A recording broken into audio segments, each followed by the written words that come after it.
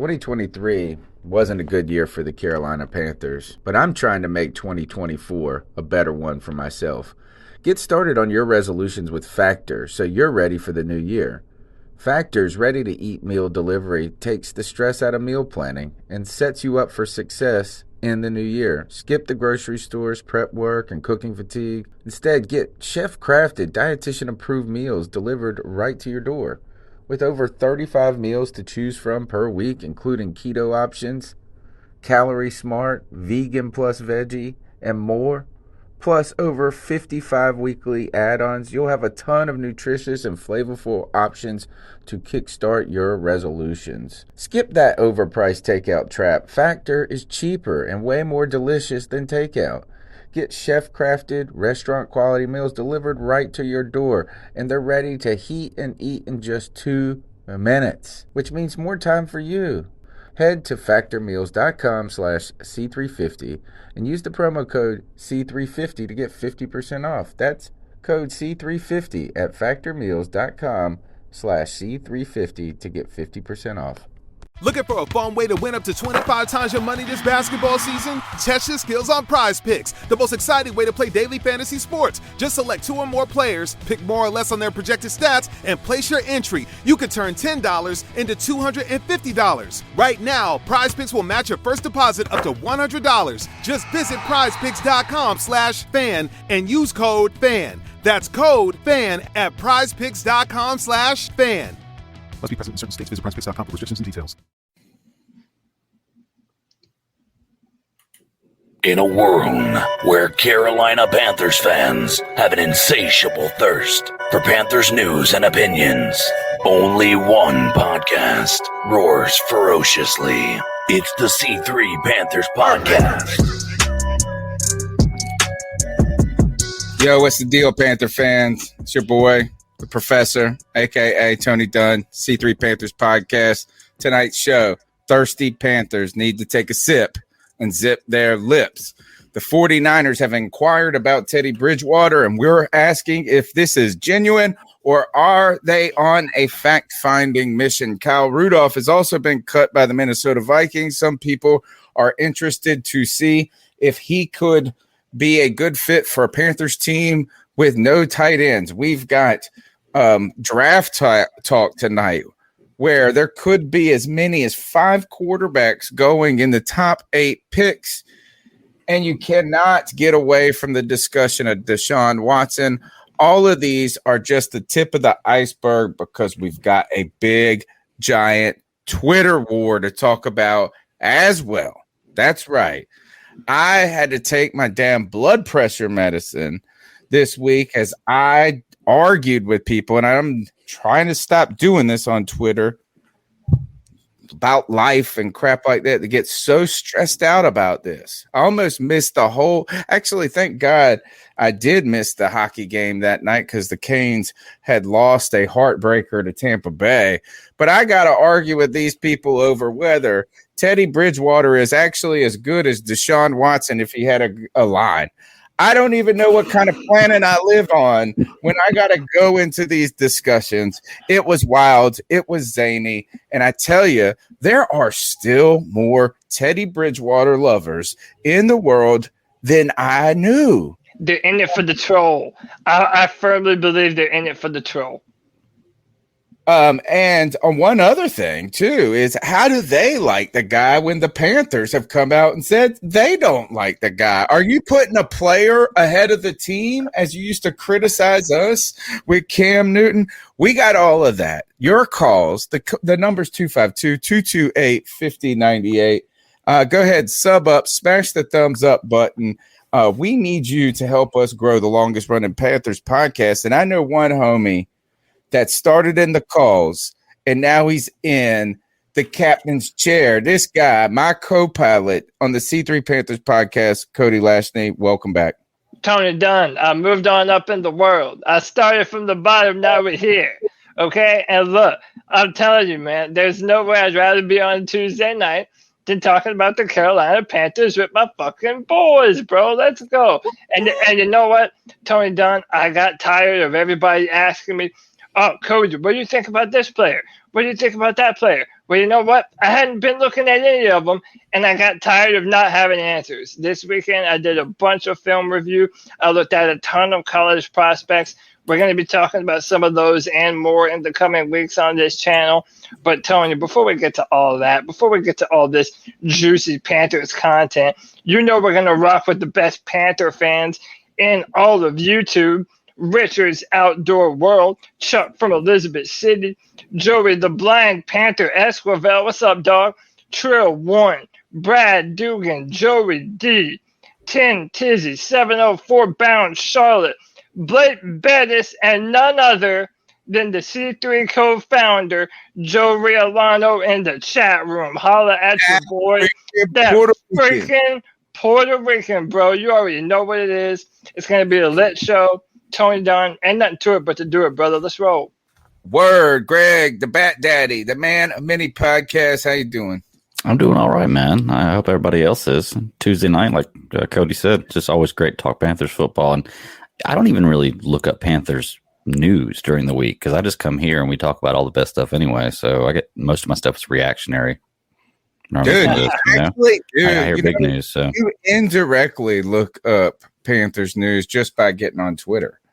Because we have developed this community both on Twitter and Facebook and all these different places where it's so wonderful. I know social media can be, and I was bitching about being stressed out by social media just a moment ago, but Twitter and all of this has actually been great. I love Twitter because all of my followers and the people I follow, since I just used the podcast account as like my personal account, we all have this common interest. And so really, usually when I open Twitter up, it's a wonderful thing. You know what I'm saying? Like I'm finding people we're like-minded. And then every now and then I run into a guy who says Deshaun Watson would not have made the Panthers better behind our offensive line. And I just wanted to go nuts. I'm like steam coming out my ears, believing that the idea that Teddy Bridgewater, they went on to this, guys, that our receivers had one of the highest drop rates in the red zone. I don't even remember all these dropped passes in the red zone. I remember the one from DJ Moore in the very beginning. It was like week 1. Remember, he went up and it was kind of a crazy throw. He was up there. He should have caught it. But other than that, I don't remember this like dropsy world. Because it didn't exist. It wasn't true. And listen, Tony, the same 5 people are the same people that make this discussion with us, that defend Teddy Bridgewater on Twitter. And they're always playing the contrarian. They're always having a bunch of people shout them down. I'm entirely convinced they exist just to troll people like us. Gotta be. And they believe that we troll them because we hate Teddy Bridgewater. My boy Carl Van, I know he gets you and him go at it. You go, bro. I've been cussing Carl out, bro, and he goes at me, man. I know. Like, cool. I like dude. It. I do too. He don't like. So he's upset. He calls us cam sexuals, which is funny. It is funny. That is super funny, right? But at the same time, is that it does show you quarterbacks can, and there's maybe it's not just quarterbacks, maybe it's just certain personalities can entrench people to the level of politics. Tear your fan base in half. Mm-hmm. Right. Well, or just or families, right? Like it's just like this is that you can have. I went and helped my grandma move some like she's moving in with my aunt, and I went and got some stuff and this and that. And my aunt was there, and I don't know why I'm saying aunt. I usually say aunt. My aunt, Anne Marie, and she is this super Trumper, yo. And it's just like. And I'm not even like super liberal, but she sees anybody who is not like a rightist as like a crazy leftist, right? And it's bizarre. And when it's like you almost can't get past that. Like to her, she's always dropping some stuff. Like she's like, that's what liberals do. Like, because I'm there. So this is what Cam Newton did to people. This is Barack Obama did to people. This is what Donald Trump did to people. And now it's what Teddy Bridgewater does to people. He divides. And the news, guys, was that the 49ers have inquired about potentially getting Teddy Bridgewater in a trade. And when I heard the news, fellas, they said they were trying, the way the news presented is they inquired to trade for a backup. So that was funny. I laughed at that point. It's like they weren't just offering Garoppolo for Teddy Bridgewater. They just want to know what would it cost to get Teddy Bridgewater to be their backup for when Garoppolo gets hurt. And the Panthers said a bag of Doritos, and the 49ers said, we're out. I think you kind of hit the nail on the head. People are trying to see what we're willing to give up and how thirsty we are to move up for a quarterback. And real quick, before we go any further, 10 Tizzy's in the chat room, still really upset that I didn't mention his name during my initial roll call. My boy right there. Sorry, 10. I love you, bro. I thought it's implied, bro. My bad, okay? Anyway, now that 10 Tizzy's feeling okay, I do listen, I've said it, 2 or 3 weeks in a row now. The Panthers being this thirsty for a quarterback is a problem because we are actively deflating Teddy Bridgewater's value as if there was any at all. Like, all you have to do is watch the man on film and see how many throws he leaves on the football field to know that he isn't a starting level a quarterback in the NFL. Like, I know you're going to play a clip later on with Chris Sims talking about it, but I have always made – yeah, let's do it because I have – and you can back me up on this, Tony. Yep. I have made this comparison for over a year now. This was the specific comparison that I made when talking about Teddy Bridgewater. So, yeah, play that because I think it's a good And one other thing is that Cody, too, has been a Chris Sims supporter. Yeah, I love Chris Sims. I think he has great takes on quarterbacks and draft prospects. It's overlapping at this point. And, all right, so here is some discussion. What are they? Pro Football Talk, PF. What are they? What is Pro Football Talk, NBC? Yeah. They're on Peacock now. What's the guy? Will Florio. He certainly can. I mean, we know he's a student of the game. He's going to do those type of things, but I don't think he's as good as Jimmy Garoppolo. I mean, this one is eye-popping to me. Listen, I look at it from this aspect. You know, I think a guy like Jimmy Garoppolo can look at all the other rumors and things that have been out there about replacing him, right? Oh, Tom Brady. Okay, I mean, I understand. It's Tom Brady. Okay, yeah, he's the GOAT, whatever, right? You know, Matt Stafford. Okay, well, yeah, I mean, Matt Stafford, holy cow, that's one of the greatest throwers in the history of football. Deshaun Watson. All right, yeah, he's definitely one of the 5 best quarterbacks in football. This is the one, if I'm Jimmy Garoppolo, like, I'm pissed off. This one right here where I go, what? Teddy Bridgewater. You're going to replace me for Teddy Bridgewater? That's the one where I think you could actually anger him, where he's going to go, are you kidding me? You know, Teddy Bridgewater, yes, very good. Like, to me, he's not really a starting quarterback in the NFL. He's a borderline starter / backup. Yeah, the stats were pretty good last year. Great. It's all stats. They're they not don't want him this year, do they? You know, they don't. It goes into, hey, the stats are great, but there's so many plays and yards that were left on the field last year. They got arguably the best receiving core in football last year as far as explosiveness. DJ Moore, Robbie Anderson, Curtis Samuel.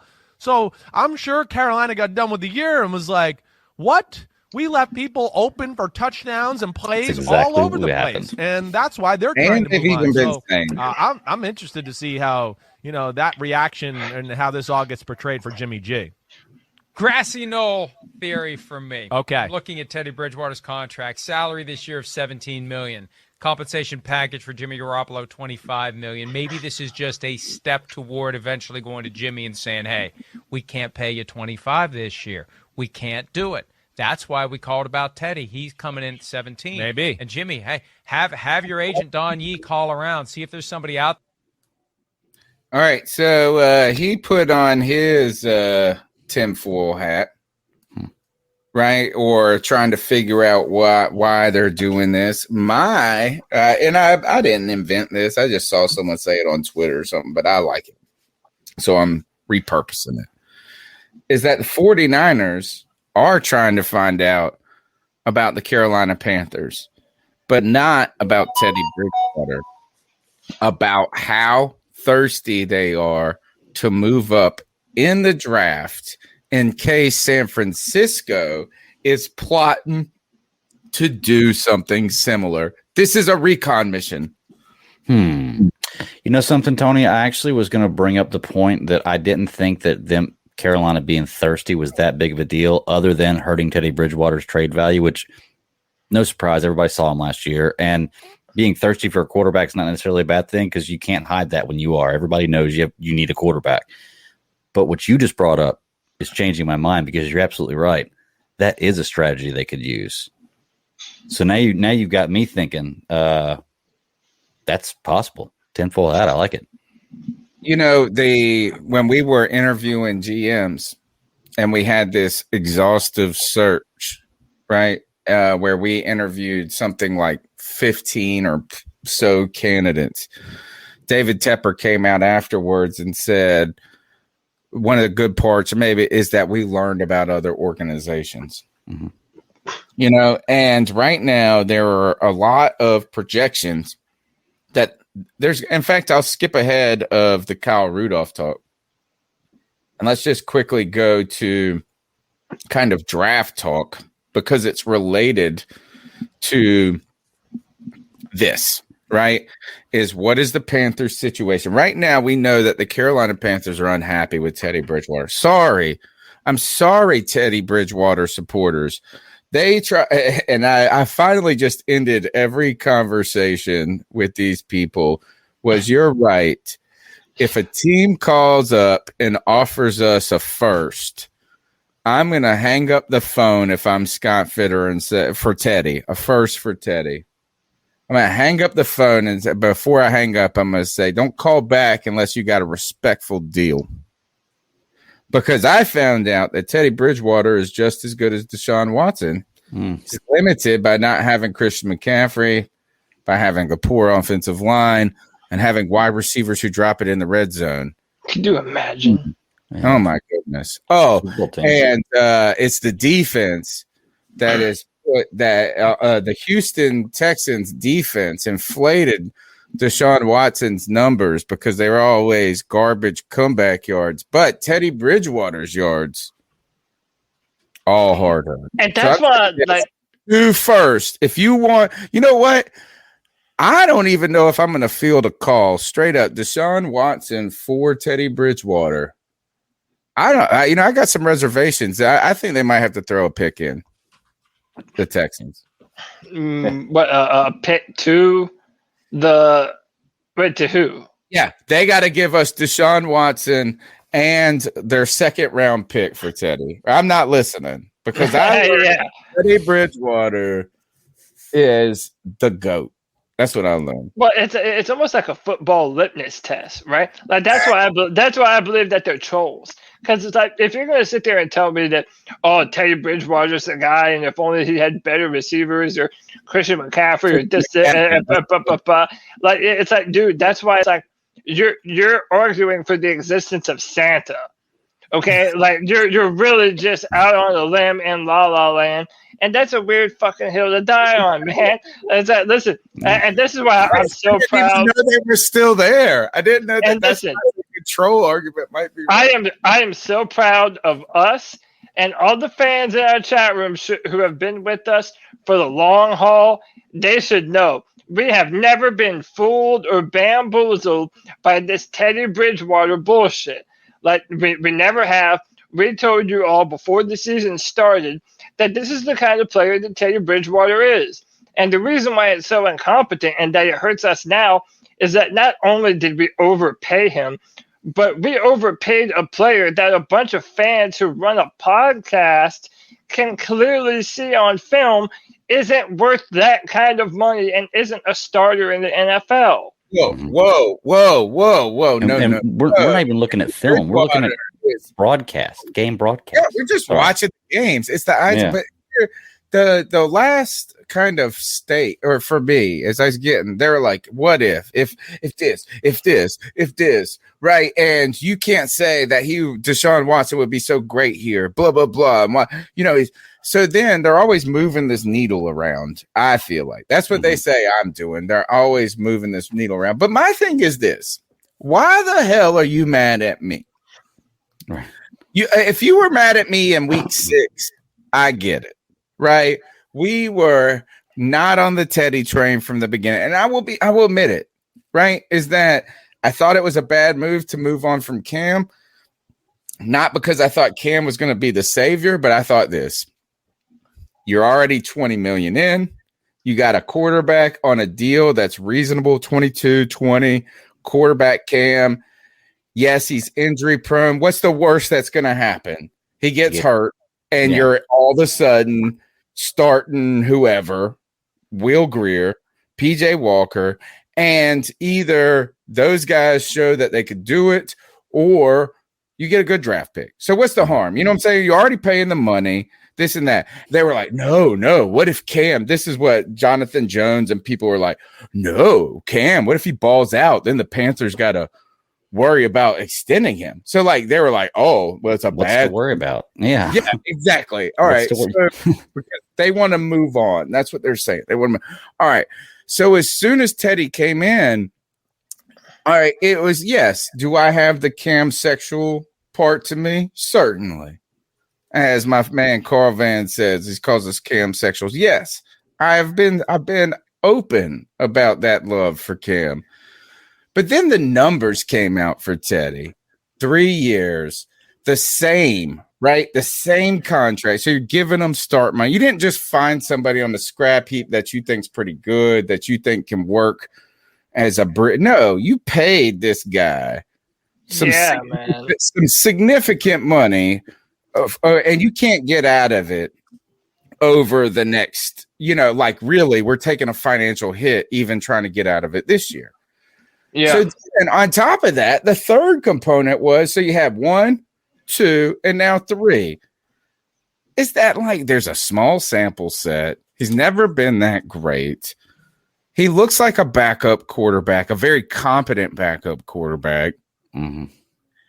And then he turned out to be all of that. And guess what? We were saying it early, but guess who said it recently? The Carolina damn Panthers. So don't be mad at me.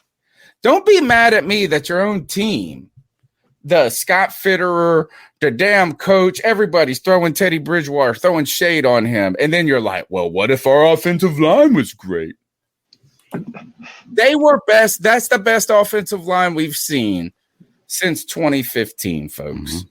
And it was a piecemeal offensive line. There was an offensive line that was holding together with a Band-Aid and some Gorilla Glue. It's like, dude, I'm telling you, it's like I've had to learn there are certain people that, dude, if they want to believe in Teddy Bridgewater, that's fine, dude. Let them. But there's a reason why the Panthers are looking to move off of him. And there was a reason why the Minnesota Vikings let him go in the first place. And, people like to call us Cam sexuals. But here's the damn truth. Cam Newton, on the final year of his contract, not only would have been a better player for us than Teddy Bridgewater, but he would have been cheaper to move on from, too. So even if he still wanted to, they had the option to do so. Yeah. They really fucked this up. I'm not going to say that David Tepper is a lost cause, but, he tried to do this thing where he came in and exercised some patience. He didn't immediately give the axe to Ron Rivera. He didn't immediately give it to Marty Herney.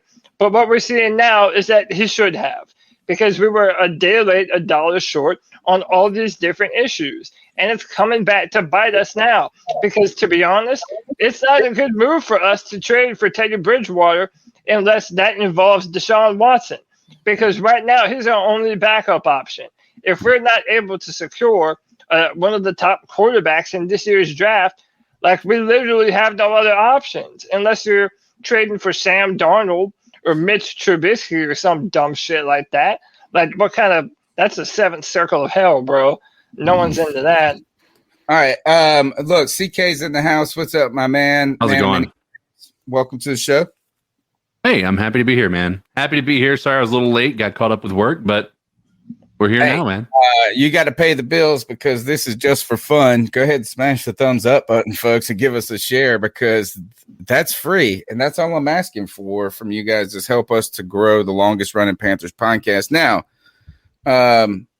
so there's some people in the chat room. One person said this: can you really evaluate somebody on 1 year? So assume they're talking about Teddy Bridgewater in a year at Carolina. I would say this is first, Teddy Bridgewater entered the league in 2014. So yes, while he only played 1 year with Carolina, there is a and that's like the second most games he's ever played is in 2020. And he did have this horrific injury in training camp, right? I think that's kind of my point, though, is that no, you can't evaluate a player in a single year. But you have some more notes on Teddy Bridgewater than just 1 year. You have this terrible injury. You have prior to the injury where you saw a team go 11-5, him still only throw 14 touchdowns. So you know that he's already in the game manager in his best season ever before he comes to Carolina. Mm-hmm. And that's my thing is that we gave a dude a 3-year contract because we saw him start 5 games with a great Saints team. Mm-hmm. So if you're Marty Hurney and the Carolina Panthers, I guess kind of my second level to that question is, can you evaluate a guy in only 5 games? Because they sure did. And they said, hey, 3 years, Teddy Bridgewater, 5 games. I saw it. And, I want to go ahead and say this. If you went back and listened to how many episodes I've done of this dang podcast, at one point, I was calling for Teddy Bridgewater to be Cam Newton's backup. Yeah, when North Turner was still here because they had familiarity. Right. Yes. And it was when he was leaving the Jets or something like that. Yeah, exactly. There was the North Turner factor. There was the Cam and the shoulder factor. And I thought, man, this guy would serve as somebody that could be what everybody thought Derek Anderson was, but he wasn't. Right. Yeah, so that was Jermaine Gill on starter, not the starter on a 3-year deal. That was Jermaine Gill on Facebook who asked that question. And like, what we need to remember, and I'll keep this short, is that we're not just evaluating 1 year of play, and we're not even just evaluating those 5 games. We are talking about his entire career with the Vikings. We're talking about what he did with the Saints, and we're talking about what he did here in Carolina that you have to evaluate. And listen, that's a considerable number of years and seasons to evaluate a player. And the fact of the matter is this: the man has never thrown for more than 15 touchdowns. His previous record was 14 touchdowns. So he only bested it by 1. It's like, right. Yeah, you're not really, I mean, it's not like you're having to wonder about what he can be. Tony, what has been my saying when it comes to Bridgewater? He is who he thought he was. He was. Right. We don't need to guess about the future and hey, maybe he can do this and that. No, there's no need to guess. He is who we think he is, and it's but it's time to move on. I was thinking this too, and when my head was about to explode in those arguments. CK, you saw some of this stuff. I was a part of them all. CK is trying to be nice. CK comes in there And he's like, man, you were making great points until you said this crap. That was so funny. And that was when he said, somebody said that the Panthers would not have been much better with Deshaun Watson. No, the statement that was said was this, and this is how boneheaded this statement is.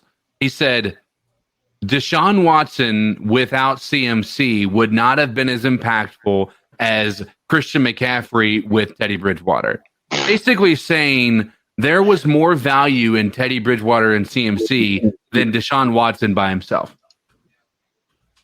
Like, and I was just basically what I'm hearing from that is the running back was way more important than the quarterback.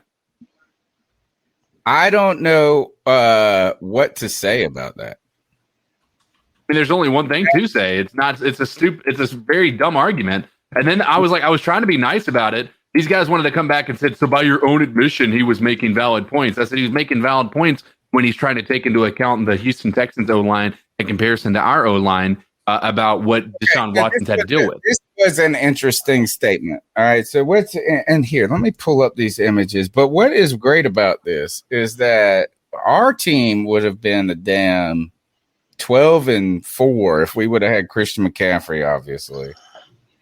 But strangely, with Christian McCaffrey in 3 games, how many we win, Cody? On this team this year with Christian? Yeah, because we had Christian McCaffrey for like 3 games, right? Yeah, he didn't win a single game that he was in, if my memory recalls correctly. Oh, he went out in game 3, right? And we won the next 3 after we lost the first 2. Yeah. Teddy Bridgewater and Christian McCaffrey are 0-3 together. And the funny thing is like the truth remains the same. And I've even seen guys, what was that former offensive lineman? I think it was Greg Schwartz. Yeah, I was people were arguing with him on Twitter the other day, trying to talk about, the Panthers wouldn't even be a playoff team even if we traded for Deshaun. And then he tries to go into, he's like, no, technically the ball, Teddy had the ball in his hands, but it wasn't all on him because and dude, that just showed me that even you can be someone who's played the game, you can know football and still just convince yourself of some dumb shit. Like just something that makes no sense at all. Like, dude, if you're looking for something, you're sure to find it every single time. And if you're going to break down Teddy Bridgewater's film and find every little flaw or mistake that DJ Moore made in running a route or not catching, like you're being willfully blind to all of the other evident film of Teddy Bridgewater showing a clear lack of arm talent, a clear lack of tenacity throwing the football downfield, and even when he sees them open. Like there have been times when you can see Teddy going through his progressions, seeing the open receiver and choosing not to throw it. That is unacceptable. So this kind of started when I just said, we just can't have the noodle, anything to get rid of the noodle arm. That's all I said is anything to get rid of it. And then everybody's like, what about our offensive line?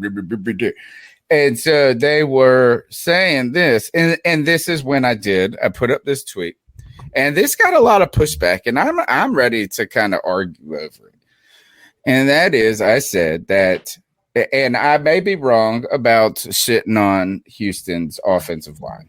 So I'll admit that is that the stats that they showed when it comes to offensive line, they weren't atrocious. But I said that the Carolina Panthers offensive line was arguably the best it has had since 2015. So 2015 was a top 6 line. We made it all the way to the Super Bowl. We were fantastic. 2015. 2016, we had a falling apart of the offensive line that began with the Michael Orr concussion, and it just continued to spiral out of control. 2017, we went 11-5. So I bet you if we pulled the stats up, I'd say, okay, the 2017 line maybe was somewhat okay, but that's playing in spite of Matt Khalil, who sucked a big, fat donkey dick. And that might even have been the year that Ryan Khalil actually did hurt his neck in the adult broom. Right? We had like mystery neck injury. Remember, I can't remember if that was 2017 or 2018. It lingered for a long time. Yeah, it was wild. It was just like he slept on it wrong and he missed like 8 weeks. But that offensive line, and Matt Khalil was so bad. I'm trying to say this is that last year we were 30. In 2019, we were 30th in pass blocking. This year, we were 23rd in pass blocking, and whatever statistic they put up, we were like 13 in run blocking. So, no, am I trying to say that offensive line was good? Not, they weren't great. They were a little below average, and that's with missing Russell Okung, who's a first-year player, right? Is that like, I mean, not a first-year player, he's not a rookie, but we missed him a lot. We no longer have Trey Turner. We only have Moton and Paradis, and then it was a revolving door of other dudes. I just didn't feel like they were the worst line in the world. I'm not trying to say I don't want it to be better. But I didn't feel like Teddy was just getting blown up on the left side every time Trent Scott played. No, but see, the thing is, Tony, we're arguing to like two people. Like, even if you look at that tweet, you only got 2 likes. Like, look at this. And if we would have had CMC, we probably would have had one of the better offenses in the league. CMC's TD pace over 3 games would have had him on pace for most TDs by any player in NFL history. The reality is losing CMC affected in this offense more than anything. But weren't most of his touchdowns rushing touchdowns? Didn't he have like 4 or 5 rushing touchdowns in the first 2 games? I can't remember. He's not a great dynamic player that we would be. Certainly, you'd want to have Christian McCaffrey rather than not have him. But Christian McCaffrey doesn't make your offensive line better if they're so shitty. Right. Is that, and then the other thing, what happened about the end of the year, and this was really, it was the opposite of what the Bucks did to the Chiefs. But basically, whenever we played a team towards the back in the second half, after like week 8 or week 10, all they did is put a bunch of DBs in the back and say, beat us with the run then. No, they would stack. Excuse me. I said that backwards. They would stack the box and they would say, throw deep. We don't believe you can do it. And what I meant to say is in the Super Bowl, guess what the damn Tampa Bay Buccaneers did? They said, we got a great run defense. We'll just man up that run defense and we'll just put extra dudes in the back and you're going to have to try to run on us.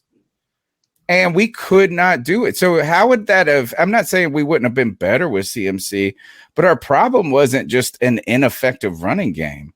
Our problem is that teams could make us simply one-dimensional by taking away the deep threat. Right. Completely. Yeah, when your running back gives you over 1,000 yards, I mean, a quarterback who's supposed to be as good as Teddy Bridgewater should be able to work with that. And if a running back's giving you over 1,000 yards, I'd say your offensive line has to be at least, par with the rest of the league or right at that, mid-level. So saying that CMC would have done all this is kind of killing the argument of not having a good offensive line and everything else, because Teddy Bridgewater should be able to do it with that, Kyle L says nobody likes Cat Chronicles. I believe that fundamentally. Apparently he does because he's fucking watching the show. So. No, he likes y'all 3. He don't like me. Fundamentally, I got 3 kids that love me. I got a wife that loves me. And according to my man, Mr. Rankins on Twitter, he likes me too. So it's cool. Don't worry. I got 4 fans. I like you, Tony. I like you too, buddy. All right. Here, let's go ahead and jump into a cat call. And then we'll talk about these 5 quarterbacks in 8 picks in a mock draft of that doesn't mean anything, but I do think it's interesting starting point, and that is so we'll get into that and let's see where the calls take us. What are your thoughts on catcalling? Yeah, it's pretty. You shouldn't do that to somebody. And how did that make you feel? Very uncomfortable. So how do you think catcalling makes the person feel? It feels good. Like 3 and a 4 and a who's that cat sitting in the back corner with his face buried in his notebook? Who's that kid that can use one?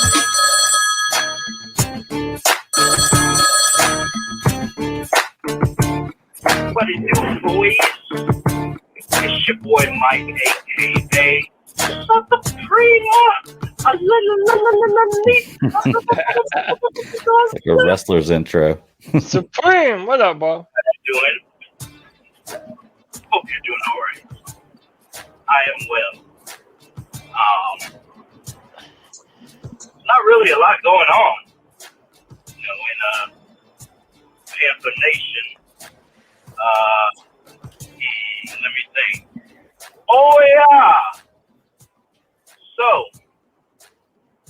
this guy, he goes by the name of Mel Kiper, and I just want to talk about this, boys, because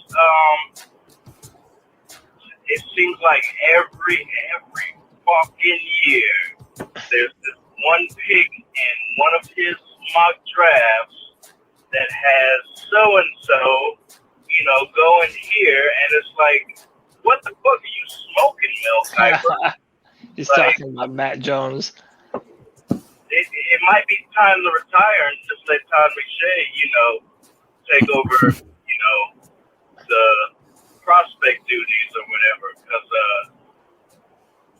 I will turn every table over in my house if I see Mac Jones go to the Panthers at the number 8 pick. The number 8? You think he's a top 10 pick? Oh my God. Oh. And with Trey Lance still on the board, you have got to be. Oh my God. Please, Scott. Please, Matt. Please, David. Please. If you have a choice between Trey Lance and Mac Jones, you take Trey Lance and you let him sit for a year at the most so he can learn Brady's offense, so he can learn some stuff behind Bridgewater. Sorry, boys, I can't even say that without throwing up. So he can learn some I feel you, bro. For a year. He's sticking with the stick. Let him do what he does. I can't believe this, boys. Highlight Charles' comment.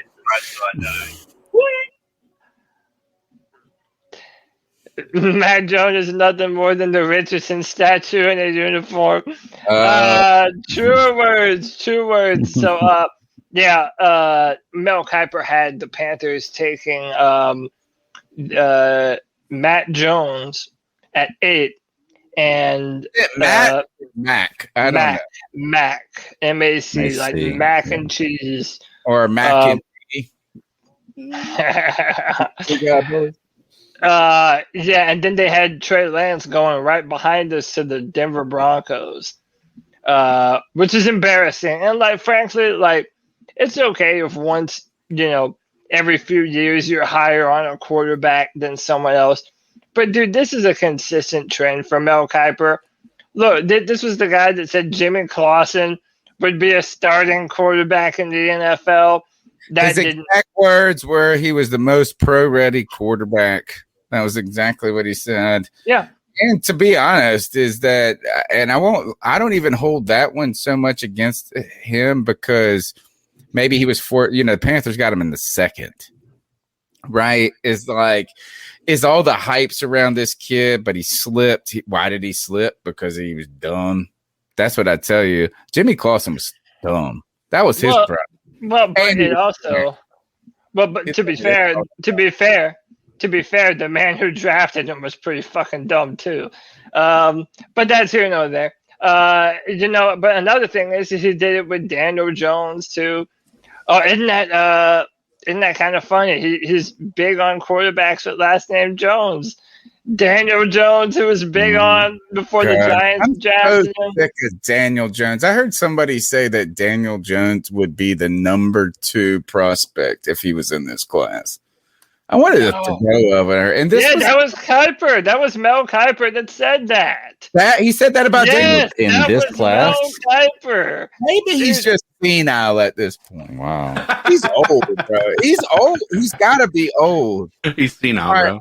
That's Here, it. to build on this conversation, this is I was listening to the Pick Six podcast. It's CBS. It's got Will Brinson, and Will Brinson somehow has some ties to Carolina. So I always like, he's kind of at least interested in the Panthers and talking about them.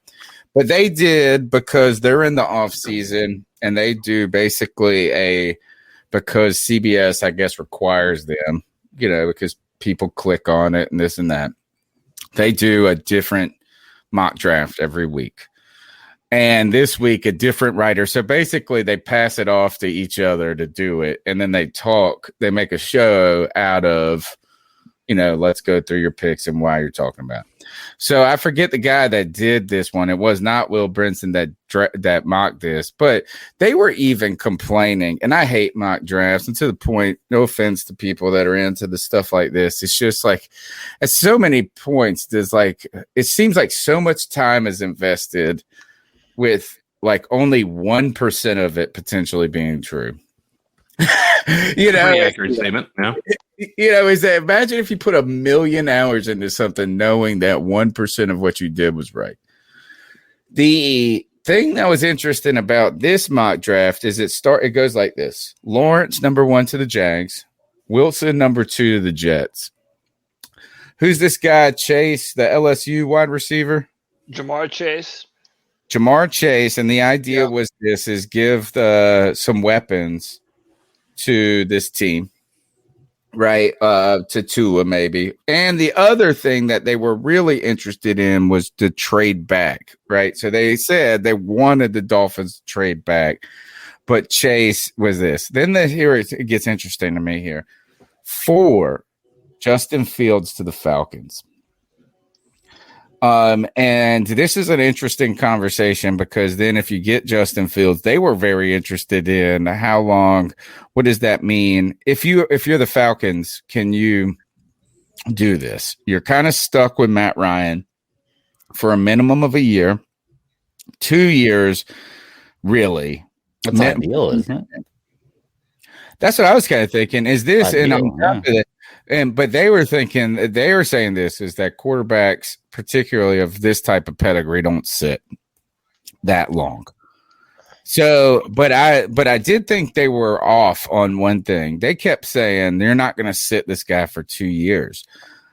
What if you sat him for 1 year and then you traded Matt Ryan next year for for a win now team? Mm-hmm. As a guy that's going to, and then you end up taking you're still paying a lot of their guaranteed money. They just got to take on the salary. So I thought that, okay, you got something to say on that? But no, I was just going to say, I've tried to be consistent in saying that the Falcons picking ahead of us and potentially wanting another franchise quarterback, because they do have those kinds of options. I mean, look at Aaron Rodgers. He sat for 3 years behind Brett Favre. And by no means am I comparing Matt Ryan to Brett Favre. But what I am saying is that, it doesn't really benefit them to move on from Matt Ryan right now. So they can take a quarterback and actually let them sit and not have to worry about it.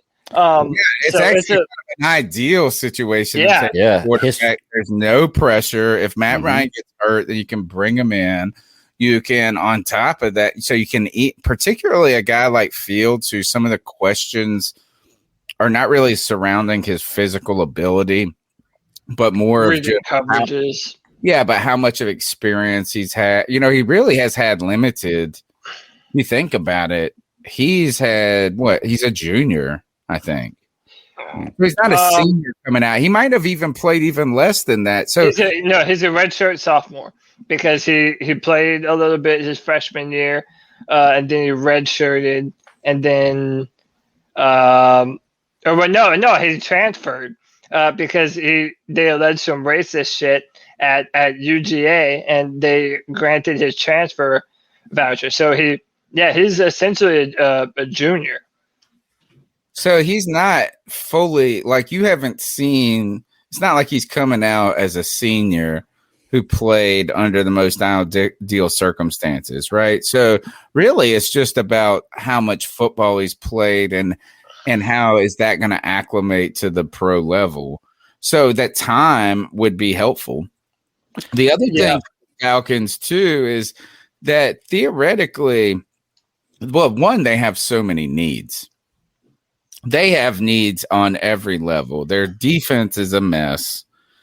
They don't have a lot of the defensive players that they really invested in the draft didn't pan out. They lost their whole secondary is missing. And maybe I'm wrong on that. Maybe they drafted some guys last year, but they need a lot of things. And I would say the only thing, even their running backs are starting to get some age on them now, right? They no longer have Devontae Freeman, who wasn't good. He was burnt, spent anyway. But who's the other guy they got? At the running back, but they had Todd Gurley. I don't know if he's still. Oh, on that team. They had Freeman, and they had what was the guy that went to San Francisco? Yeah, Coleman. Kevin Coleman. Yeah. Yeah, and by the way, I mean I've watched every snap of Justin Fields' career, his college career. A lot of the concerns with him are just with like blitz packages, and you can kind of confuse them. And there are times when he'll just kind of do a Jameis Winston, Cam Newton thing, and just throw up a football that he just shouldn't, but he's trying to make a play. And experience could help him. Well, right? I don't think it's it could help him, but that's also the most beneficial situation when you're trying to learn those things and understanding coverages and diagnosing things. And by the way, it's not even like it's a problem with him too. I feel like that narrative has definitely, from what I've seen, it's been kind of blown out of proportion. Right. That like Justin Fields doesn't know what he's seeing on the field. That's just not true at all. They were raving about him, and what they were trying to say is that those things that you could point to where he has struggled in those kind of moments, like you're talking about, are negligible in comparison to what you've seen him be able to do and what you think you can coach him to become. Right. And that's what I mean by more experience in the film room, more experience, just like having a whole year to learn, or even a whole year, one whole year to learn. Yeah. Matt Ryan there. Who's the coach they just got? The guy from Arthur Smith. Yeah. I mean, history shows that quarterbacks that sit behind a veteran quarterback for a year in the league do better in the league long term overall, and usually just right away. I mean, it just makes sense. The Falcons are in a perfect position, I feel, with they're in the position we should have been in, except we don't have the Matt Ryan. We should be third, but they're going to have what was Matt Ryan is 15 years now, something like that, close to it, 12, 13 years.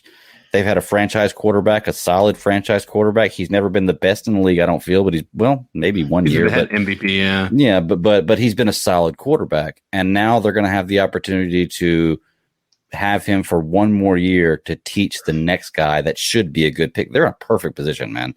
Like I envy it so badly. I can't stand seeing one franchise walk from one quarterback that's been great for a decade to another quarterback that's going to be great for a decade. All we had to do was unless it's my franchise. Team, I know. All we had to do was fucking then all this would be out of the question. Yeah, all we're picking third. We're picking third, and we're getting one of those guys. Yeah, and then that makes us a much more desirable landing spot for Deshaun if we wanted to make that too, because then the Texans are guaranteed to get either Wilson, Fields, or Lance. Mm-hmm. Okay, so here's the next pick. So Fields to the Falcons, they like that. Basically, they're saying QB1 is Lawrence, QB2 is Wilson, QB3 is Fields. Penei Sewell to the Bengals makes sense, right? Mm-hmm. Is that, and you can put in another offensive lineman. We could do different things here, but is that Joe Burrow that showed enough sign. I think it's going to be hard for them. They're not going to draft a quarterback, right? They need an offensive line. That's what they need. So then this is where it gets even weirder, man, is Mac Jones to the Eagles. That's QB4 in this mock draft. And the idea was Here, I don't even know how to tell you. I don't even know. Is that a lot of people shit on Mac Jones in Panther lands? I know Cody doesn't really care for him, and I think a lot of it has to do with his statuesque type of game, right? Is that they call it a dad bod. Here is the Pick Six podcast talking a little bit on the back end about Mac Jones to the Eagles and then the Carolina Panthers pick at 8. Mr. Trubisky's a mobile quarterback. Mr. Trubisky, by all accounts, sucks. Now, he may be able to turn things around, but he did not have a good start to his career in Chicago. All I'm saying is that, number one, we have no idea how these guys turn out. We have no idea. Just see Justin Herbert. Sorry, I have to apologize every time I say Justin Herbert because I got that one wrong. But, I mean, you just don't know. I mean, Justin Fields could have to play immediately and be great. He could struggle. Trey Lance could play immediately and be great, even though he didn't play at all last season except for one crazy game. And I'm just saying Mac Jones, even though he's not the best athlete, has a chance to be a good football player. Yeah, I agree. Fair enough. I want to say No. I got something to say with that. I really got a lot to say with that. These are the idiots that I fight against every draft season. Because it's these guys that claim to know what they're talking about, and they honestly don't have a fucking clue. Like, these are the type of people that they see Matt Jones, they see these beautiful deep ball passes, and look, the dude does have an arm. I'm not going to say that he doesn't have arm talent. Like, he does have, I mean, he can get the ball downfield. But this is what I'm saying. When you take Matt Jones out of the situation that he was in, out of an offensive line that has 5 NFL players on it, with incredible wide receivers like Devonta Smith and Jalen Waddle making incredible separation on every single play, like, it's easy to understand why that guy going into an NFL team that doesn't have a good offensive line, like, say, the Panthers, is going to get obliterated and it's not going to translate. He doesn't have the mobility. He doesn't have the escapability to be able to move the pocket, make throws on the run. But I want to make one more point on this. These are the same people, and he even admitted this in that clip that you played. These are the same people that shit all over Justin Herbert last year. Oh, his completion percentage wasn't where he wanted to be. Oh, he's not accurate on deep ball throws. And, oh, he doesn't know how to handle this coverage. And, oh, he gets flustered. There are people that don't know how to look at the context of what's happening on the football field. That's something that I've had to get better at when I watch film. But when you look at the talent level of someone comparing like Justin Herbert to Matt Jones, when you know what you're looking at, it's not hard to see how one is an elite level talent that is elevating the players around him versus a quarterback that has studs all around him, all up and down the football field, has the best coach in college football, leading the charge. That's the context that people keep missing in regards to all these quarterbacks that come out every year. There was a discussion that preceded this, and ultimately what they were trying to get at, and what that back end was saying that everybody is so interested in the mobile quarterback right now, and it seems like this necessity to have a guy like Lamar Jackson or Pat Mahomes that can do off-platform and improvise, or they use Josh Allen as another one. But they also said that doesn't mean that a quarterback that can't do those things can't be great. Right. Mm-hmm. Let's go and let's reference this as Tom Brady won the Super Bowl this year. He's a statue. I don't like Phillip Rivers, and I always thought he was the most overrated. He was a statue. Mm-hmm. The one other I also heard that Tua Tagovailoa came out and said that Mac Jones was a faster, more mobile Tom Brady. Now, he wasn't trying to give him a compliment. And so these guys, what they're trying to say is almost like a system like quarterback. And just because he doesn't fit the narrative now of what he has to win in the NFL doesn't mean he can't be good. Here, and I understand what you're saying, Cody. I agree with a lot of it. This is the part that got me right here. Is this? I'll play it one more time. Chance to be a good football player. He has a chance to be a good football player. is a chance. You know, a guy that has a chance to be a good football player shouldn't go at 7. But doesn't everybody just have a chance? Like, I mean, yes, but if you're realistically, you really should. If you're a team like the Eagles, you just got rid of Wentz, you got Jalen Hurts, you don't need to be taking a chance on someone. That's true. In their situation, I get that. You really believe. So then, go ahead, Greg. Well, I was just going to ask, kind of adding on to what you were saying before that. So, Cody, you know more about Mac Jones than me. If he is good in college, if put in the right system, can he be a productive quarterback in the pros? Yes. Like, say he goes somewhere like Dallas that has a great wide receivers, great running back, a great offensive line. Like, could he fit somewhere like that and play well? Dude, let me tell you, the New Orleans Saints, if he falls to them, that could be a good pickup for them. So he's not necessarily a bust quarterback. He just needs to be in the right system. So Mina Kimes, who I really respect a lot, she works for ESPN. She actually made a good point in reacting to Mel Kiper's mock draft that had us taking Matt Jones at 8. She was like, it used to be if you were a mobile quarterback, like you had to go to a certain fit, to a certain team that knew how to use you. Whereas the traditional statuesque pocket passer that didn't move a lot, that was the guy that you wanted that could fit every single team. Mm-hmm. But now that narrative is flipped completely on its head. And the modern NFL requires that, one, all running backs be able to rush and be a receiver, catch the football, and your quarterback basically needs to be mobile. With all the different blitz packages and all these corners, like I think there are 3 legitimate shutdown corners in this year's draft, and they just keep on pumping them out. They come into the NFL every year. So it's like you have to have a quarterback that can make some magic on his own, a la the Patrick Mahomes, Deshaun Watson, Aaron Rodgers, Josh Allen. The list goes on. If you don't have a specific set of traits, then you're limited in what your offense can do. And you have to build an incredible offensive line around him. Pretty much everything the Teddy Bridgewater fans have been saying Teddy has to have in order for us to be successful. Yeah, he is a pale skin Teddy Bridgewater with a bigger arm. That's about it. Okay. All right. So here is next, and this is why it was interesting to me, because one of the things I do think with the national writers, Cody, is you're right. They have to take such broad strokes. When they look at these teams, when they follow, say, for instance, the Carolina Panthers, every team, right? The national people it's too much to keep up with. And it's almost like why I've focused on football so much. And like right now, the Canes were up 3-0 last I checked.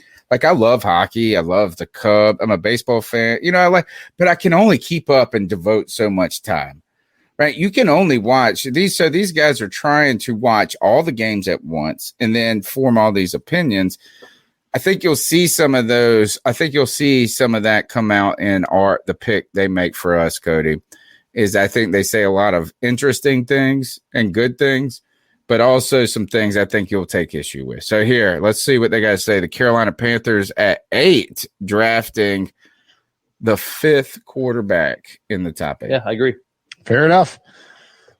All right, let's move on. We already talked about Jalen Waddle, who you have going 7 to the Lions. I think certainly everything is in play for the Lions here, including a trade down and including a trade up for a quarterback. But more than likely, you have to think. Yeah, let me skip ahead a little bit. If you take Jalen Waddle at 7, that's fine. Just don't screw it up. The Panthers, Trey Lance. Oh goodness gracious! Sell me on Trey Lance as a theoretical Panthers fan, Wilson. Oh man, God, he's basically Cam Newton without the experience, and he's a better thrower of the ball. He comes from a run-heavy offense, North Dakota State, FCS, all that stuff. Didn't play this year except for the Central Arkansas game, which he didn't play great, but no one cares. You talk to people like we don't give a crap just because it's one game in the middle of the season that no one really prepared for. But he's been working out ever since the season ended for him, and He's incredibly physical. He can run the ball. He might be the best. He probably is the best runner in this draft class among the quarterbacks. He can throw the ball a mile. I mean, he does a lot of the things you want NFL quarterbacks to do. The guys we've been talking about, the Kyler Murrays and Lamar Jacksons and Russ Wilsons and so on. Patrick Mahomes is, and he's smart. Like you talk to the folks on his coaching staff, and they gave him a lot to have to decipher before the snap.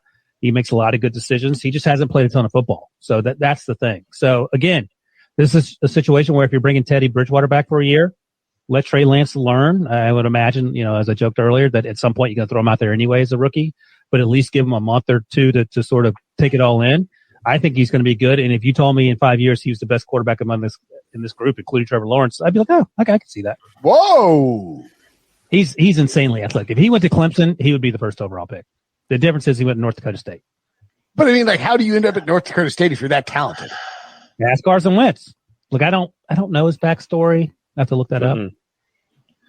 No, I just finalized my quarterback grades, and I was blown away watching Trey Lance. He's my quarterback 4 by a wide margin, and I agree with just about every point that Ryan just said, that the upside, we always hear that, especially with quarterbacks during the pre-draft process, is sky high with Trey Lance. Probably the strongest arm in the class, too. Runs like a running back, runs through tackles, can jump cut to make defenders miss. And the one full season that we saw from him, he was 19 years old. So, I mean, not only was he not that experienced, this wasn't some like redshirt transfer junior or something like that.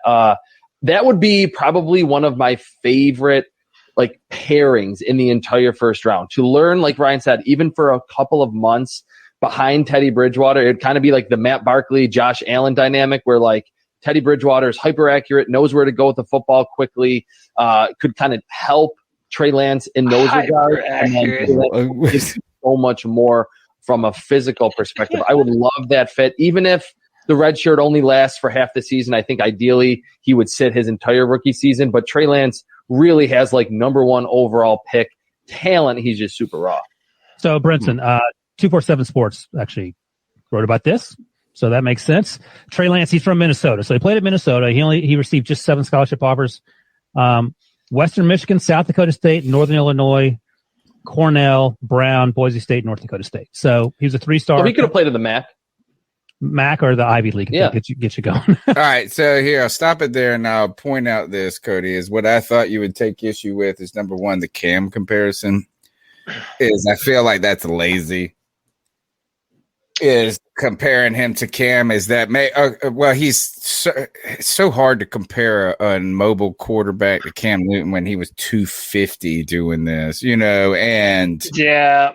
Also, I think he was more of a quarterback that I don't think he was just a read option quarterback in North Dakota State is kind of what, and I'm not saying Cam was a read option quarterback only in college, but people knew that it was Cam's athleticism. Yeah, it was Cam's athleticism, and that Auburn team that he brought to a national championship, none of those receivers made it to the NFL or did anything worth a damn. So Cam Newton quite literally has always been elevating shit talent at the receiver position for a long time. Listen, I'm at the point in my personal evaluations where I don't like player comparisons a whole lot. Because to me, I just don't like judging a player based on what another guy could or couldn't do.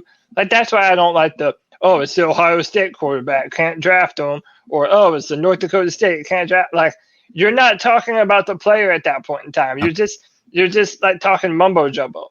But with that said, I can say this.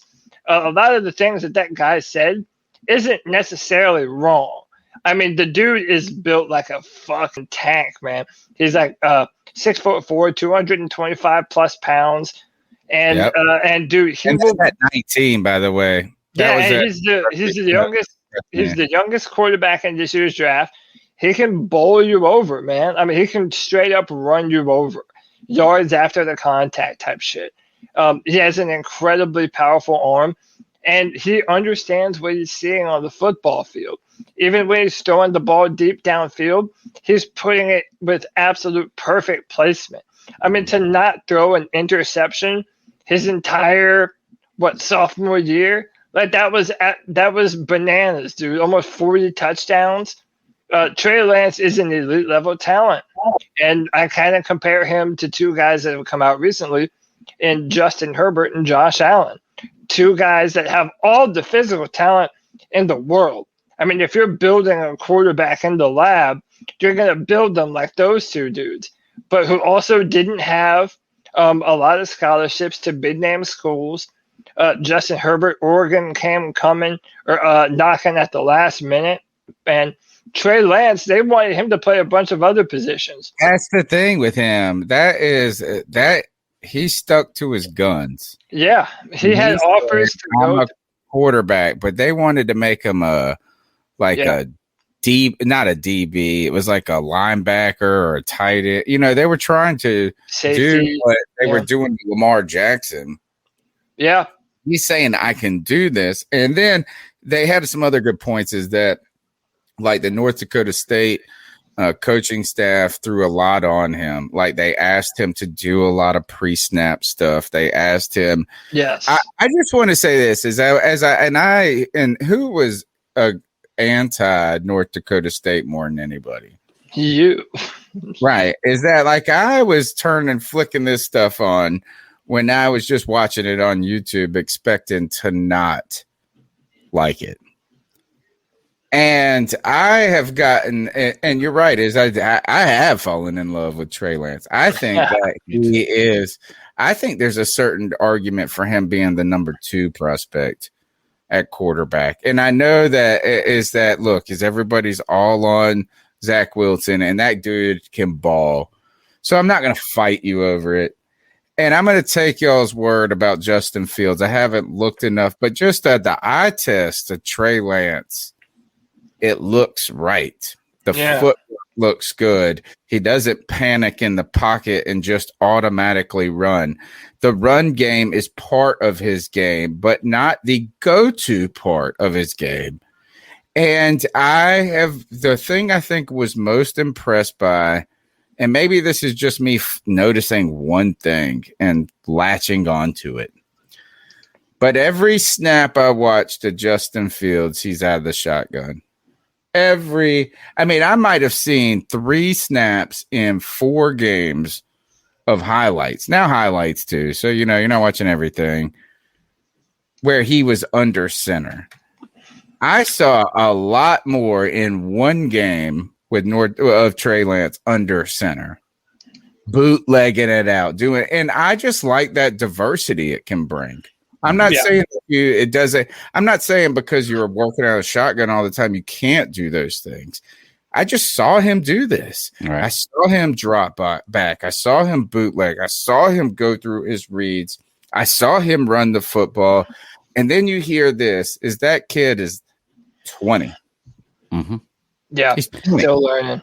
Yeah, I'm the same way with you, Tony. I've fallen in love with him just watching highlights because I'm starting to accept the fact that there's a really good chance that he's going to fall to us at 8 if we're going to pick a quarterback. And I'm kind of hoping that if he does, we do pick him up. I was watching highlights of him the other day, man, dragging a pile 10 yards down the field, like literally 8, 9 guys in a pile, and he's in the center of it, pushing the ball 10 yards down the field, throwing the ball, and I counted it 60 yards in the air down the field. The guy has an arm. I think for me, just looking at him, and I'm no expert, he reminds me of Deshaun Watson, and Zach Wilson reminds me of Johnny Manziel. Just when I look at those players, that's what I think about. I don't know why, but I think it might have to do with the colors of the uniforms in BYU, because I think he's bigger. He is. He's about. I don't feel like he was small. I thought he was really small. No, he's 6'3". Oh, okay, I thought that was one of the concerns people have with his body. He does not look imposing at that moment. He's not jacked. He's like 210 pounds. He's not big. Yeah. So look, is that I thought this was interesting though. All right. So now let's go. This is that we've gone through 8 picks of this CBS Sports Draft. Who cares if you guys like it or not? I think that obviously it's not going to happen this way. Trevor Lawrence is going to go number 1. Sorry. I mean, it's just going to happen. So then it's about number 2, 3, 4. So are there going to be 4 more quarterbacks taken by 8? I don't know. That seems like a lot. But then let's start with the Jets. And I think that this is where things become interesting. I was listening to when I take my kids to school in the morning, I listen to Clay Travis for 20 minutes, right? So you guys can make fun of me or whatever about listening to Clay Travis, but Clay Travis is 60% right. He's got these 40% of takes that are that have an agenda, but he's got some cool stuff. But one of the guys he brings on is one of my favorite people to listen to football ever, and he's been on this podcast once. John McClain from the Houston Chronicle. In fact, let's welcome him. Reserved for emergency calls only. There you go. I sound like I want a pizza. Want money? What kind of terrorists are you? To the party, pal. Welcome to the party, pal. John McClain, a.k.a. Die Hard. Houston Chronicle. Dude, he has covered the NFL for over 40 years. I could listen to this guy talk football all day long. Like he just knows so much about everything. And he's big and he's smart and he's just insightful. Is he single? Because yeah, this is waxing poetically. I know. He's cool though. Is that like he has just a lot of good takes and a lot of good stories and this and that. And he said this.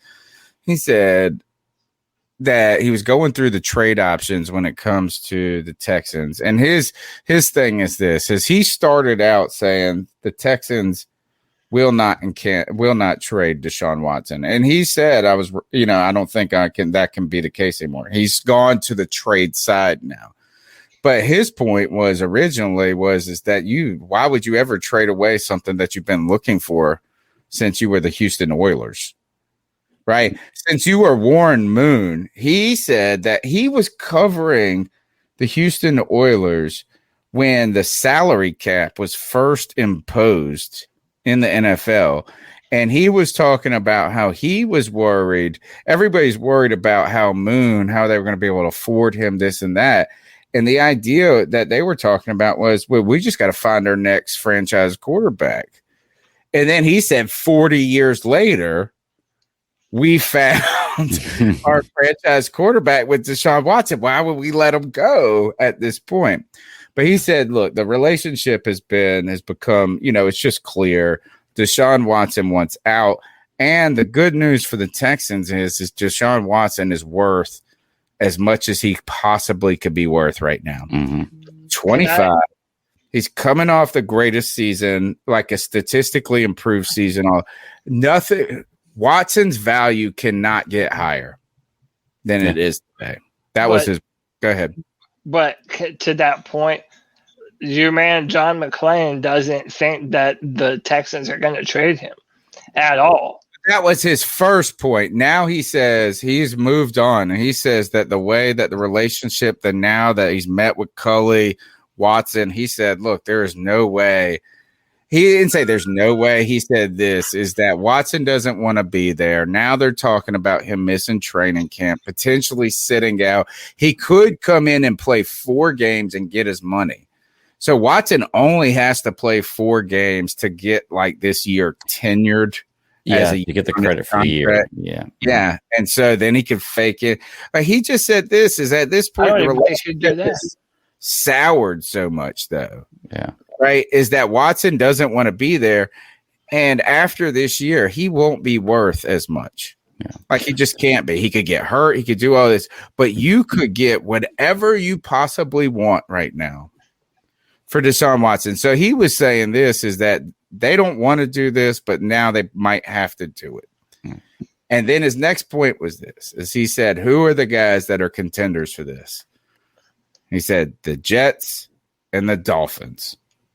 And he went through and he said both of them have 2 first-round picks. Both of them have a quarterback to offer.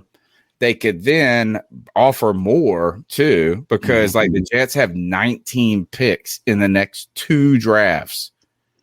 the Jets have 6 picks by pick number 98 this year. And then his next point that I'm trying to get to is that the Panthers, who people have linked Deshaun Watson with, he said it doesn't make sense for the Texans.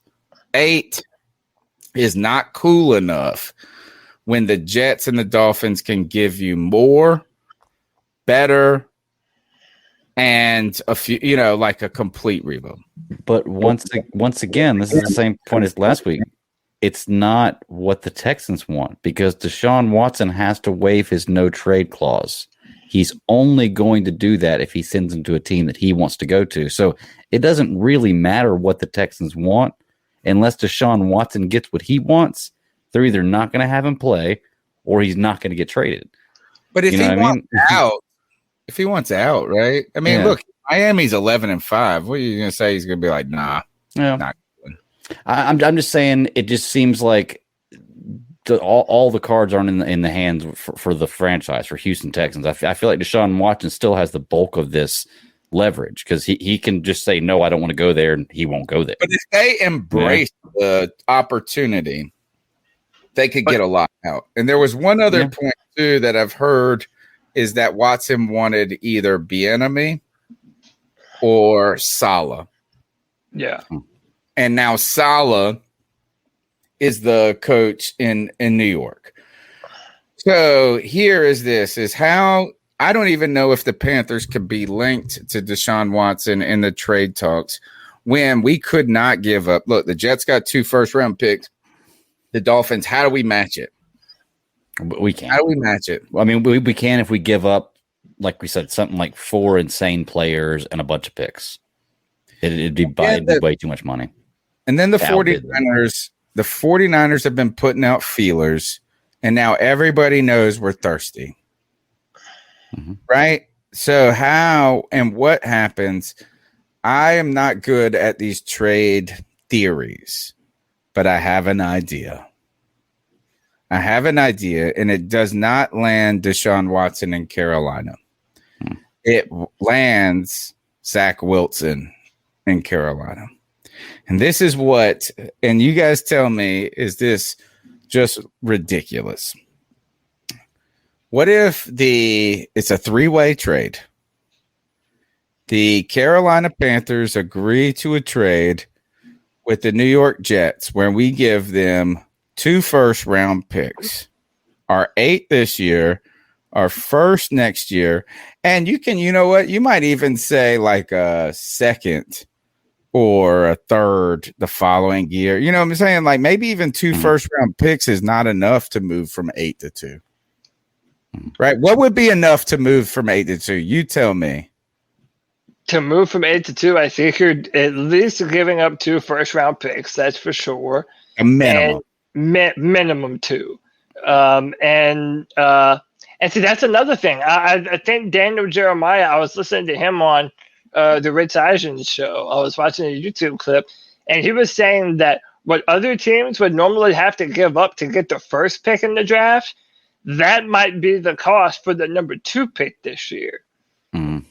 Because there's really like 4 elite level quarterbacks, and you have a bunch of teams in the top 10 and even outside the top 10 that are jockeying to get into that position to get one of those 4. That's why I think this market is really going to be crazy, because you do have a few teams that are sitting up there that do have the capability of moving down. Specifically the Dolphins and the Bengals, especially the Dolphins, if they don't get a chance to trade for Deshaun and you have to add more weapons for Tua, trade back, get a receiver, or get Micah Parsons or one of the best offensive linemen. The Bengals could do this. So you have a bunch of teams that are going to look to move up, and the Panthers, we're kind of ahead of the pack.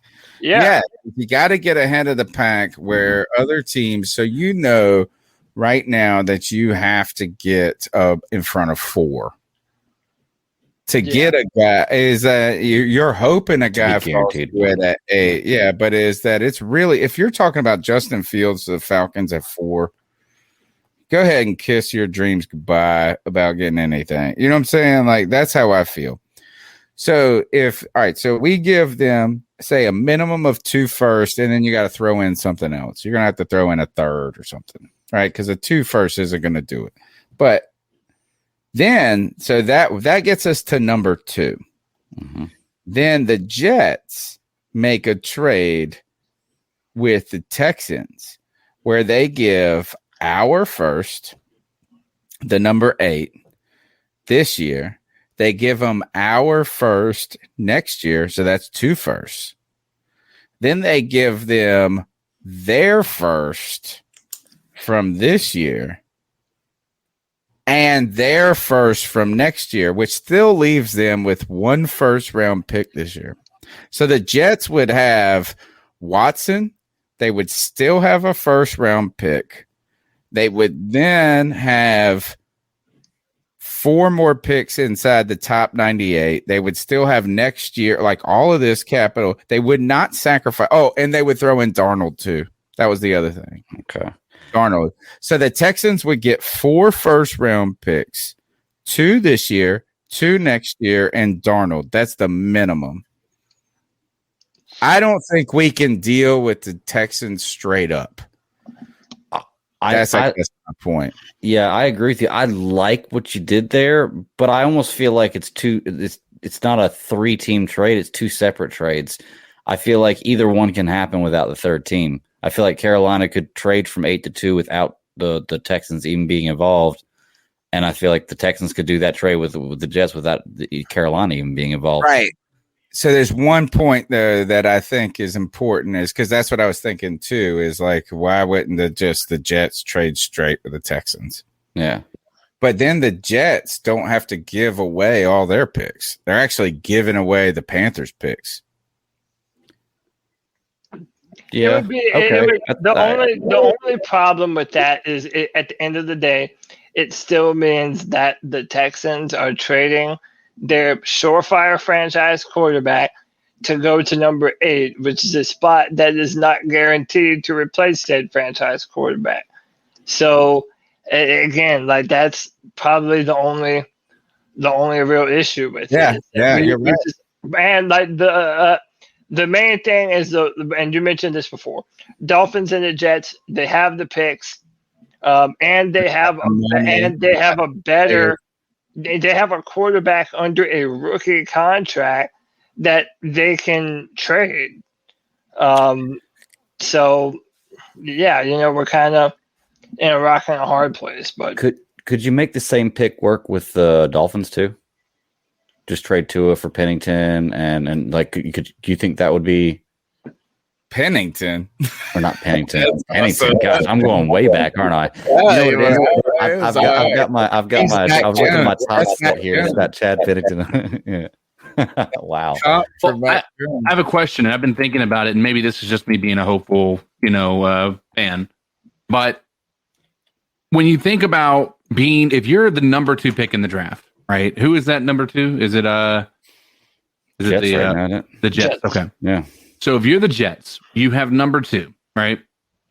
You can then decide to trade away all your picks, like for 3 years on your first round for Deshaun Watson, which we know is a surefire bet, right? A surefire thing.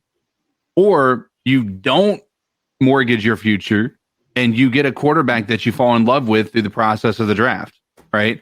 So, I mean, do you think that there is a chance? I mean, in all honesty, if they have a shot, if the Houston Texans tell them, if you trade me 3 first-round picks, including this year's pick, we'll give you Deshaun Watson, right? Even though that seems like a pretty, I'm not sure exactly the asking price as of late, but let's say that was it. You can then decide, all right, we can go that route, or, I mean, we have Justin Fields, we have Zach Wilson, we have these guys that are at the pick of the litters that, if Trevor Lawrence weren't in this draft, would be considered the number 1 pick in the NFL draft. I mean, we can go that route, or we can mortgage the next 3 years first round picks. I mean, do you think there's a chance that these guys look at it from that perspective and say, is the level from what these guys have to offer to what Watson has to offer with the cap hit Watson has, is it worth the increase? Is it worth the the trading away the draft capital and the cap space? That, sir, is the right question. I think it is. When you have that is, yeah. And this is why I don't think the Panthers can do it, is that the Panthers would have to mortgage the entire future for so long. Like, there's an argument that Houston wouldn't even be interested if you said, we'll give you our next 3 first, right? Houston might say, hey, it's not cool enough. I don't know what you're going to be next year. I don't want to deal. We could get the 2 here. We could get the 3 here from the Dolphins. And I think the Dolphins and the Jets have enough draft capital and equity where they could do that. But you also got to think about it from the perspective of every Panthers fan that is not wanting the Deshaun Watson trade. Are they like at 8? Yeah, we're not getting the quarterback of our dreams, right? It's not impossible, but we're not getting that quarterback that we all want to see as a Carolina Panther at the 8th pick. But if you're a Jet and you're at number 2, Zach Wilson doesn't look bad. Justin Fields doesn't look bad. You have an option that isn't just like at 8, no option whatsoever. Like, I mean, we have Trey Lance. I mean, you have options, but you're not going to have that guy that you're thinking like every person in the fan base is going to be like, that's our guy, right? But at number 2 or even number 3 or number 4, you have that opportunity. So the 8th pick, where it may not necessarily be a high capital for the Houston Texans, the number 2 pick for the Jets is way more valuable, and is the value from Zach Wilson to Deshaun Watson worth 3 years of first round pick and the cap hit that they're going to take with Deshaun Watson. You have to have that. I mean, the 3-team trade is where it's at, because then they just giving them all our picks. And they don't have to give up their picks. The last thing is the question, and we'll go to the calls here on this, is to think about this. Are the Dolphins really on Tua Tagovailoa, or are they throwing out, what's that stuff when you get attacked by evasive maneuvers? Are these evasive maneuvers by the Dolphins, the smoke screen, should I say, deflection, sleight of hand, saying we're with Tua to try to deflect? They're the opposite of the Panthers. The Panthers show their cards to you. The Dolphins are like, we love Tua, and then they're going to pick Zach Wilson or Trey Lance or something like that, when the Jets are like, oh, we're going to run with Darnold. All right. Let's go to the calls. Hey, well, before you start, 95 people watching, 47 thumbs up. Help your boys out, man. This helps us get seen by more people. The more you like the video, hit the thumbs up. Hell, if you hate us, Kyle L was in the chat talking mad shit about Tony Dunn for no reason all night. If you want to hit the thumbs down, do that shit too. Just interact. Hit the notification bell to get notified when we go live and upload new content, because we love the Carolina Panthers, and you do too. And we're going to keep talking about them. All right, check the private chat real quick, CK. I'm going to have him. There's my new voice clip I want. I'll just have to do it this way. So subscribers shame. Thumbs it up, folks. You got shamed. All right. Here you go, QT0. What's up, y'all? Been listening to the podcast for a couple months. First time calling in. But I do want to touch a little bit about I've heard QT on the last show. I know y'all talked a little bit about DJ Moore, his trade value, and how important he is to the Panthers. QT, that's why. I just want to touch a little bit. I think Cody was right on the money when he's talking about DJ Moore.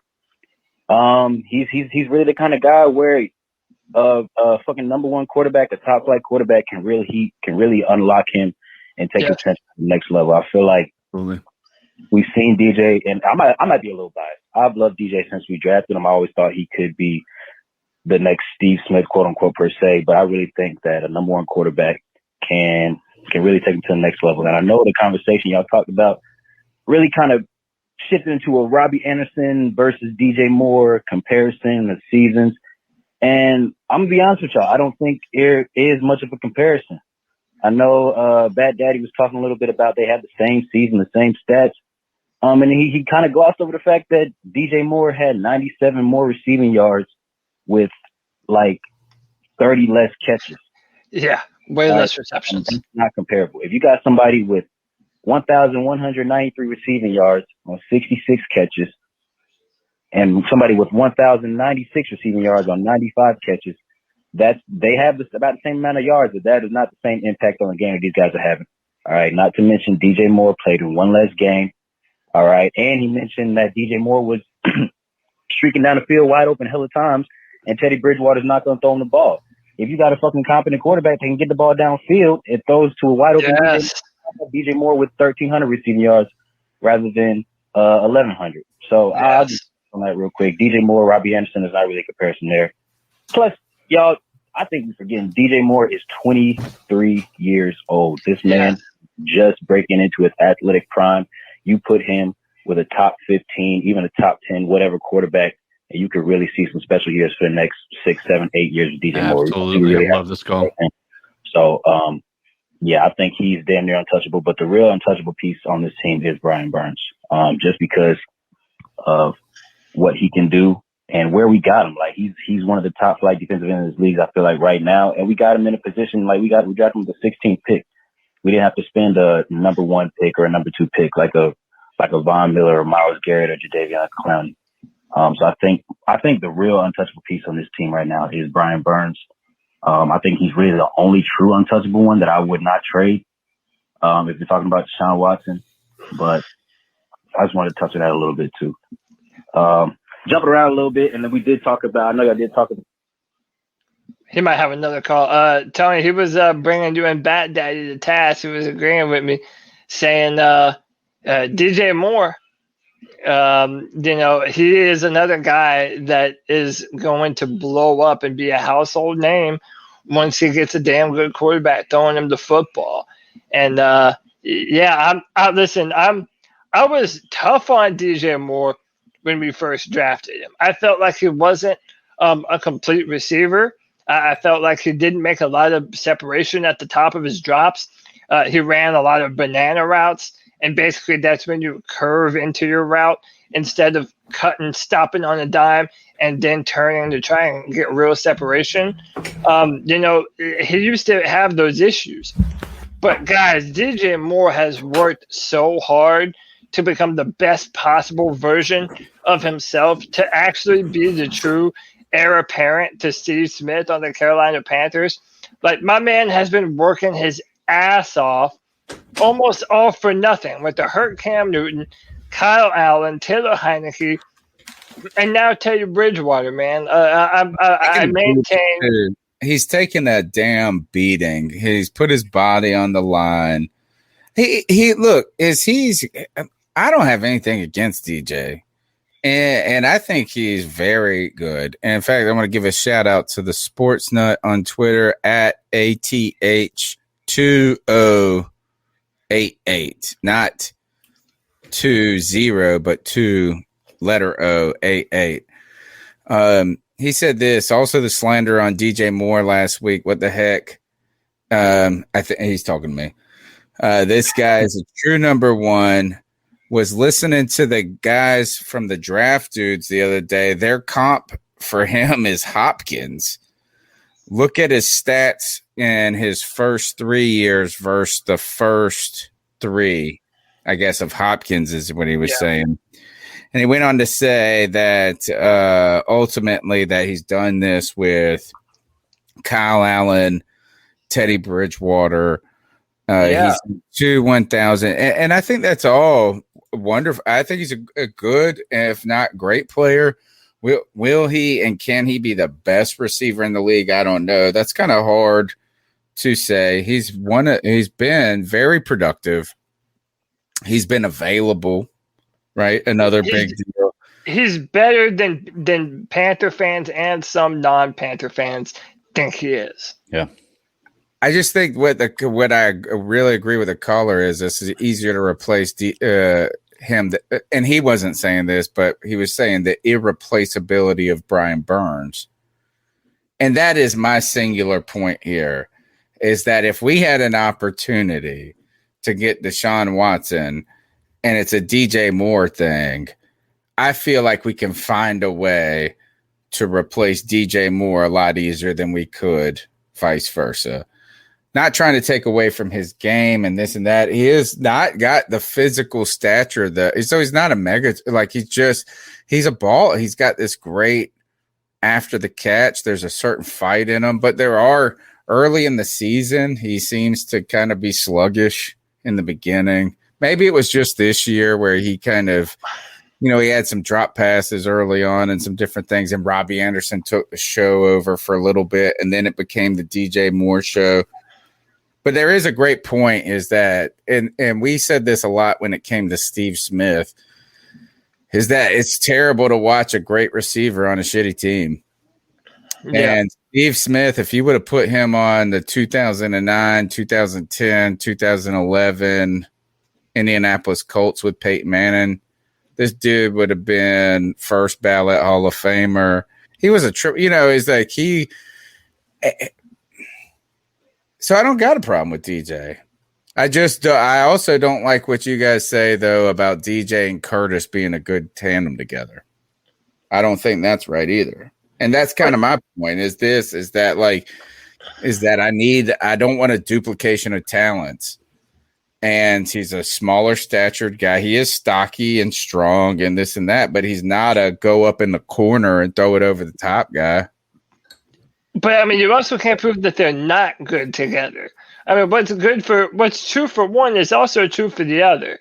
I have maintained that if we had a healthy Cam Newton and Cam Newton can still throw the deep balls, like forget what you saw with Cam Newton and Ted Ginn. Like him and Curtis Samuel could have been money, but the stars didn't align. And I maintain too that, I hope that we can salvage DJ Moore's career. I do not think we're going to retain Curtis Samuel, and I'll bet you everything Curtis Samuel goes somewhere else and has a career resurgence. No. If he's able to get a quarterback, he was great last year. What are you talking about, a resurgence? But again, he plays for the Panthers, so it doesn't fucking mean anything. They don't have over 5 touchdowns in a year. That's why no one in the national media talks about these guys. That's why I made the comparison. DJ Moore is similar to DeAndre Hopkins. And that only sounds crazy right now just because DJ hasn't had a Deshaun Watson throwing the rock at him. But if he did, then you would all of a sudden be able to tell what kind of receiver we have in DJ. And I think that's true for Curtis also. I think that we need to play a word game here where it's not a matter of how am I trying to word this? They had the opportunity to be a great team. Because I don't want to say missed opportunity because it's just, we've heard that too much. Bad memories. Yeah. Yeah. We had the opportunity, but they haven't done it. So you can't say, well, they haven't not proven it yet. No, they have not proven it. They've been together a few years. They have not proven they can be the most elite team, do a wide receiver. Granted, you're right. They haven't had a quarterback. But you can say that for anything, man. Oh, if this person would have had this running back with him, they would have, done this, or this DB would have been. You can say that anytime. How can you look at this year with Teddy Bridgewater and say they didn't have one of the most electrifying offenses as far as a wide receiver duo when both of them had over 1,000 yards and they had Teddy Bridgewater throwing on the ball? No, they had a great year. I'm not denying that at all. But I'm saying for people saying that they are like an elite team, they're not like it's like I said, nobody fears DJ Moore and Curtis Samuel. I don't think you don't hear about. I don't think anybody does, man. I mean, you never hear about it. You never hear about. Okay, maybe teams do on a level where they're going to play them, but right. you never hear anybody talk about it. I guess the media or anybody talk about it. I get what you're saying. Like you said, that makes the difference. Yeah. Even if they were a team that only produced what they produced with the 10 touchdowns between the two of them, if they were somebody that struck fear in the hearts of people, they'd be talked about more. And by the way, that's why I guarantee you that Curtis Samuel is going to be a hot ticket on the free agent market. I'll bet you anything. All the people that watch film and see what dude, that's a real.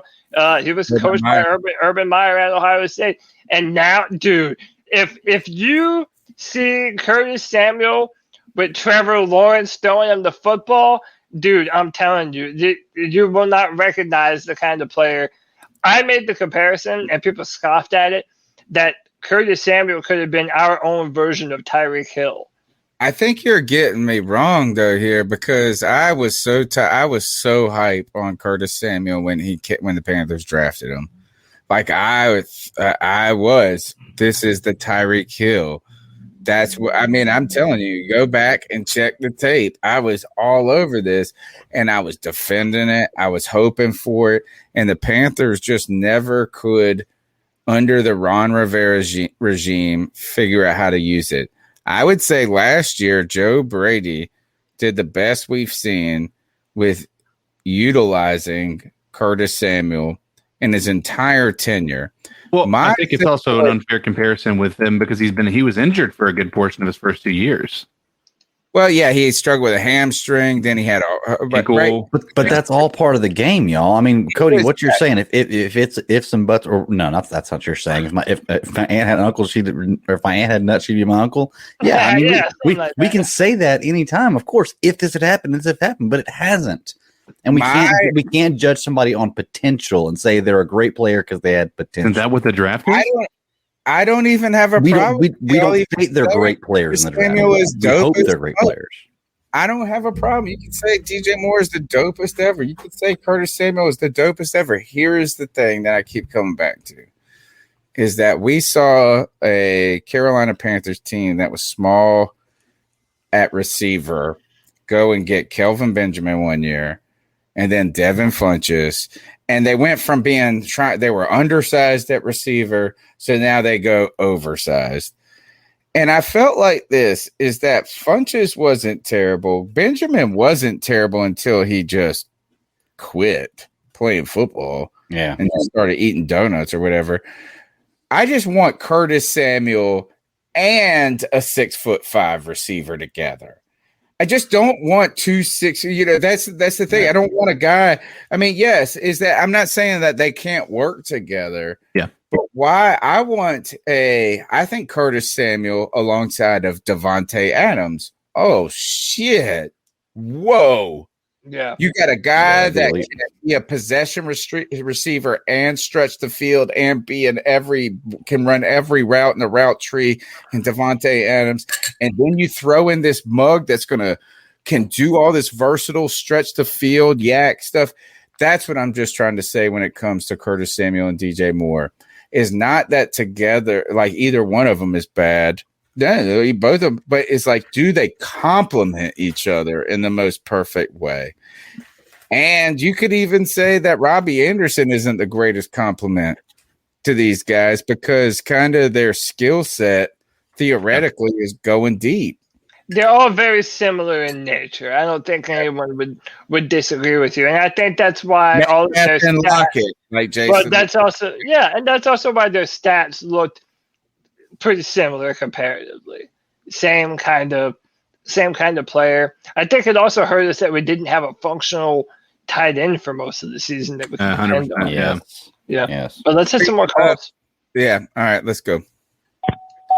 Yo, this Teddy Bridgewater shit is fucking hilarious. I can't wait till this dude's off our team, man.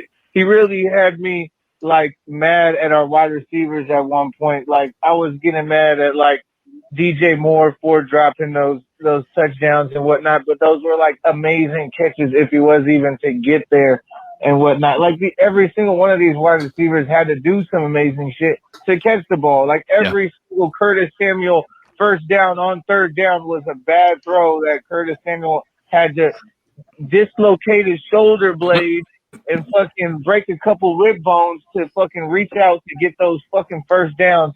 And now him doing that is going to get him off this team because he's going to ask for so much money.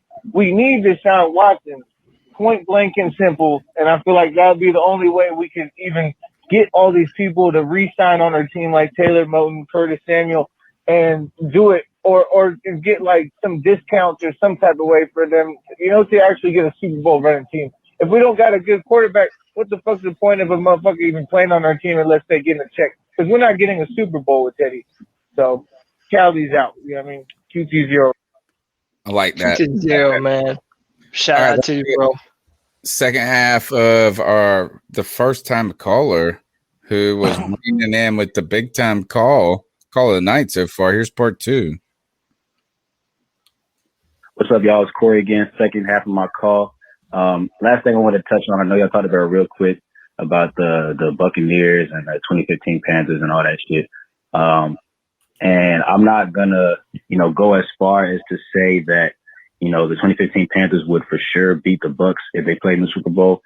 But they would have a hell of a lot better chance. Amen. And I'm just going really based off of Cam, what he can do by himself without having to have too much time in the pocket or they literally drew a plays for Cam by himself. I know our offensive line wasn't the best. Von Miller fucking showed us that. But when you have somebody who can directly snap the ball and get you 4, 5, 6, 7, 8 yards, whatever, I think they can get a little bit more done than the Chiefs did. And not to mention, when you talk about the 2015 Panthers defense, 43-year-old Tom Brady, he's not putting 31 up on that defense. Straight up. 43-year-old Tom Brady is not making that defense look like that.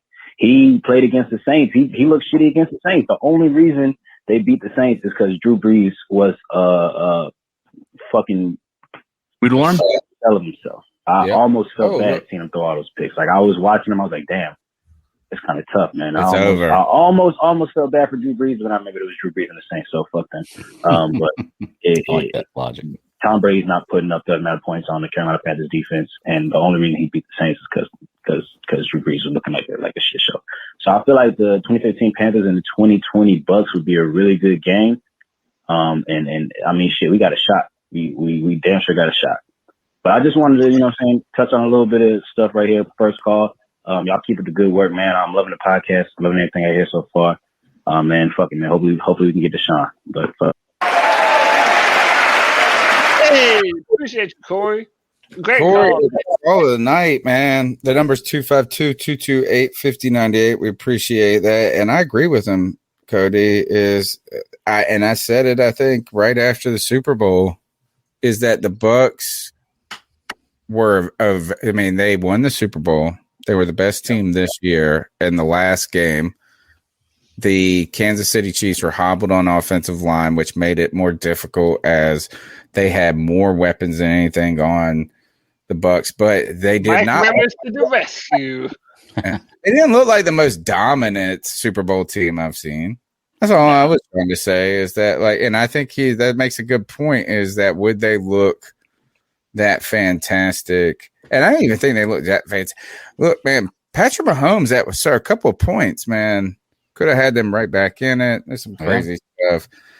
Hey, we were talking about tight ends a minute ago, and Brad. Good segue. Take it on. Tell us what you want to talk about.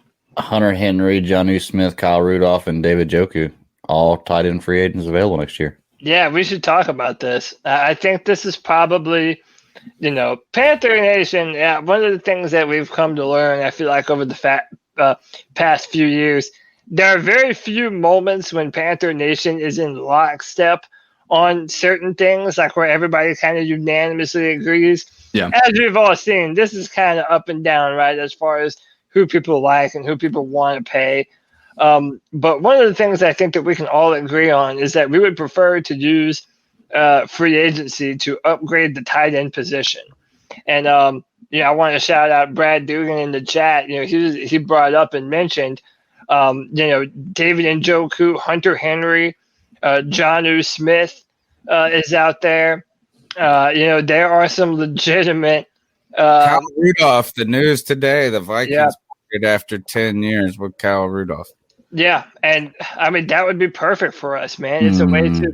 So it not only does it help us out by one, filling a great position of need for us, but it's another position that we don't have to fill in the draft. We're not having to. I know Tony doesn't like drafting tight ends anyway, unless it's the 4th round or later. But I get everybody has their own little draft rules. I get it. I'm not even saying I disagree too much from that opinion. But I do think that Jonnu Smith is a super athletic tight end. Kyle Rudolph is a really good possession tight end and is tough as hell.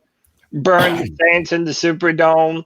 I think 2 years back now. So he's good in my book, man. I do think that this should be part of our free agent money goes. I think we could. I like that.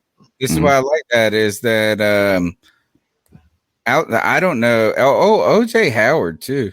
Yes, that's another one I'd love to look at. I wanted to draft him when he was he's coming off a major injury. But what I like about this is that in free agency, what are the most expensive? If you were going to go and buy a position, the most expensive are quarterback number 1, tackle number 2, defensive end number 3, maybe. I mean, actually, number 3 might be cornerback even, or wide receiver too. Is that and then corner? I think. Yeah, is that right? And then the corner, and then you hit the kind of this wide receiver era.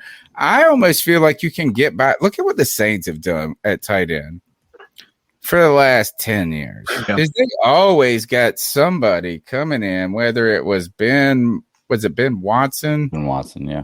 So then they got another dude from the Chargers or something like that. Is that, hey, if you're going to, and you might pay $1 million or $2 more than you want to typically pay a tight end, but you don't have to invest an 8th pick or 12, and honestly, if you're going to pick a tight end at 8, OJ Howard, did he live up to it? No. When was the last time a first round tight end pick lived up to it? I feel like when we talk about tight ends, we always talk about the guys who were 3rd round picks that all of a sudden became. Was Kittle a first round pick? That would be my question. And then the last point I was going to make is this: Kyle Pitts, Cody, he ain't even the tight end. Look, my man Brad Dugan is in the chat. His avatar is the Florida Gator. So I might, and really, I'm not even shitting on Kyle Pitts. My thing is this: yeah, you're 100% right, Tony Dunn. My man is not a tight end. I mean, my man is not a tight end. Like, listen, if you're never, and by the way, he is probably the best. Like what you're talking about, wanting to complement your other smaller receivers. Like, dude, Kyle Pitts is that. Like, there is no other receiver in this draft that is, in my opinion, better at just going up and getting the football. I mean, he really does. He high points the ball well. He's tall, 6'6", and he runs really good routes. Like, how about this? Kyle Pitts is everything that we wanted Devin Funchess to be. Okay, an actual good route runner who with actual speed and uses his physicality well against against cornerbacks. My problem is this though: you are never going to put Kyle Pitts on your offensive line on 3rd down in pass protection. You're never going to do it. You almost never see him run blocking on the 2nd level. He doesn't pull block for his quarterback or his running back. So, yeah, like he is not my tight end number 1 just because he doesn't do everything that a tight end should do. Right now, until I see more film, I have Pat Freiermuth out of Penn State as my number 1 tight end in this class. The dude has been compared to a young Gronk. I mean, he is a big, brawling mofo, and he will put you in the dirt. He runs a good routes. He's not as athletic as Kyle Pitts, but he is a big, powerful man that goes up and catches the ball. He's tough. He fights for yards after contact. And I don't see any of that in Kyle Pitts. So whenever you see people putting Kyle Pitts as like a top 15, top 10 pick, dude, that is outlandish. That is outlandish. You should never, ever spend that kind of draft capital on a tight end, much less one that doesn't block. And I'm not trying to shit on that. What if you're spending it on a wide receiver, though? What if you just say this? Is Kyle Pitts is a tight end in college, but he's a wide receiver in the NFL. He's definitely a top 4 receiver in this class. Right. And so then I'll start talking to you about some stuff like that. But the tight end has too many responsibilities beyond. You got to have them being able to do. Look, we've had a tight end the last couple of years who can only block. His name is Chris Manhertz. And honestly, that's why it's so important. Honestly, you say you don't want to draft a tight end in the first round. I went back and looked at it every year all the way back to 2004. These are first-round draft picks, tight ends. T.J. Hockenson, Hayden Hurst, O.J. Howard, Evan Ingram, Hunter Henry, Eric Ebron, Tyler Eifert, Kobe Fleener, Kyle Rudolph, Jermaine Grisham, Darren Keller, Greg Olson, Vernon Davis. Like, those are all pretty good. I'd take any one of those guys. Read the list. Let's get through it real quick. All right, read it again. T.J. Hockenson, Hayden Hurst. All right. Do you really feel like he's that? What number did he go? He's you know, he's a solid. Yeah, he went at number 8. Oh, he's very good. I'm not saying he's not good. Dude, he's great. Especially And Noah Fant went 20th. I'm saying if you know a tight end's name, then they're probably worth their weight in salt. If you don't know who the tight end's name is, you probably, I guarantee most people don't know Ian Thomas. Read it one more time. Read the list. T.J. Hockenson, Hayden Hurst, O.J. Howard, Evan Ingram, Hunter Henry, Eric Ebron, Tyler Eifert, Kobe Fleener, Kyle Rudolph, Jermaine Gresham, Brandon Pettigrew, Dustin Keller, Greg Olson, Vernon Davis. Who's if we leave off Vernon Davis and Greg Olson because they had such long careers, also went to other teams. Vernon Davis was balling out in San Francisco on a shitty-ass team, so I'll give him credit. Greg Olson Tyler Eifert was good until he kept on getting hurt. Yeah, he was real good. Broke his neck or something. It's a very dependent position. Mm-hmm. It's a very important one. His second stop, but Olsen was good in his second stop. But I would argue this is that all the other names that you have read have not had more than really one great year. I could argue Eric Ebron's had a great career. Hunter Henry's had a few good years. Eric Ebron, he's a journeyman. He led the league in drops. All right, so he had maybe 2 good years. One at Detroit and one in the Colts, and then he got dropped from both.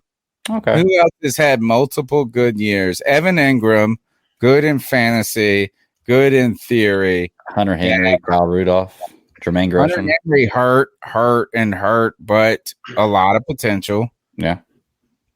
Can I also just mention, though, like I'm on both sides of this argument because, like, if you look at, for example, the New England Patriots for the past 2 decades, dude, they would kill teams with 2 tight end sets. Mm-hmm. They were running back, 2 receivers, and 2 tight end sets. Yeah. Dude, you have so many options at the line of scrimmage to be able to check into different plays. Now, all of a sudden, those tight ends become blockers if the quarterback sees a look that he wants. I mean, it really does open up a lot of different avenues of your offense. A good tight end is incredibly valuable. Mm-hmm. But again, like a lot of these things, they're not hard rules for me.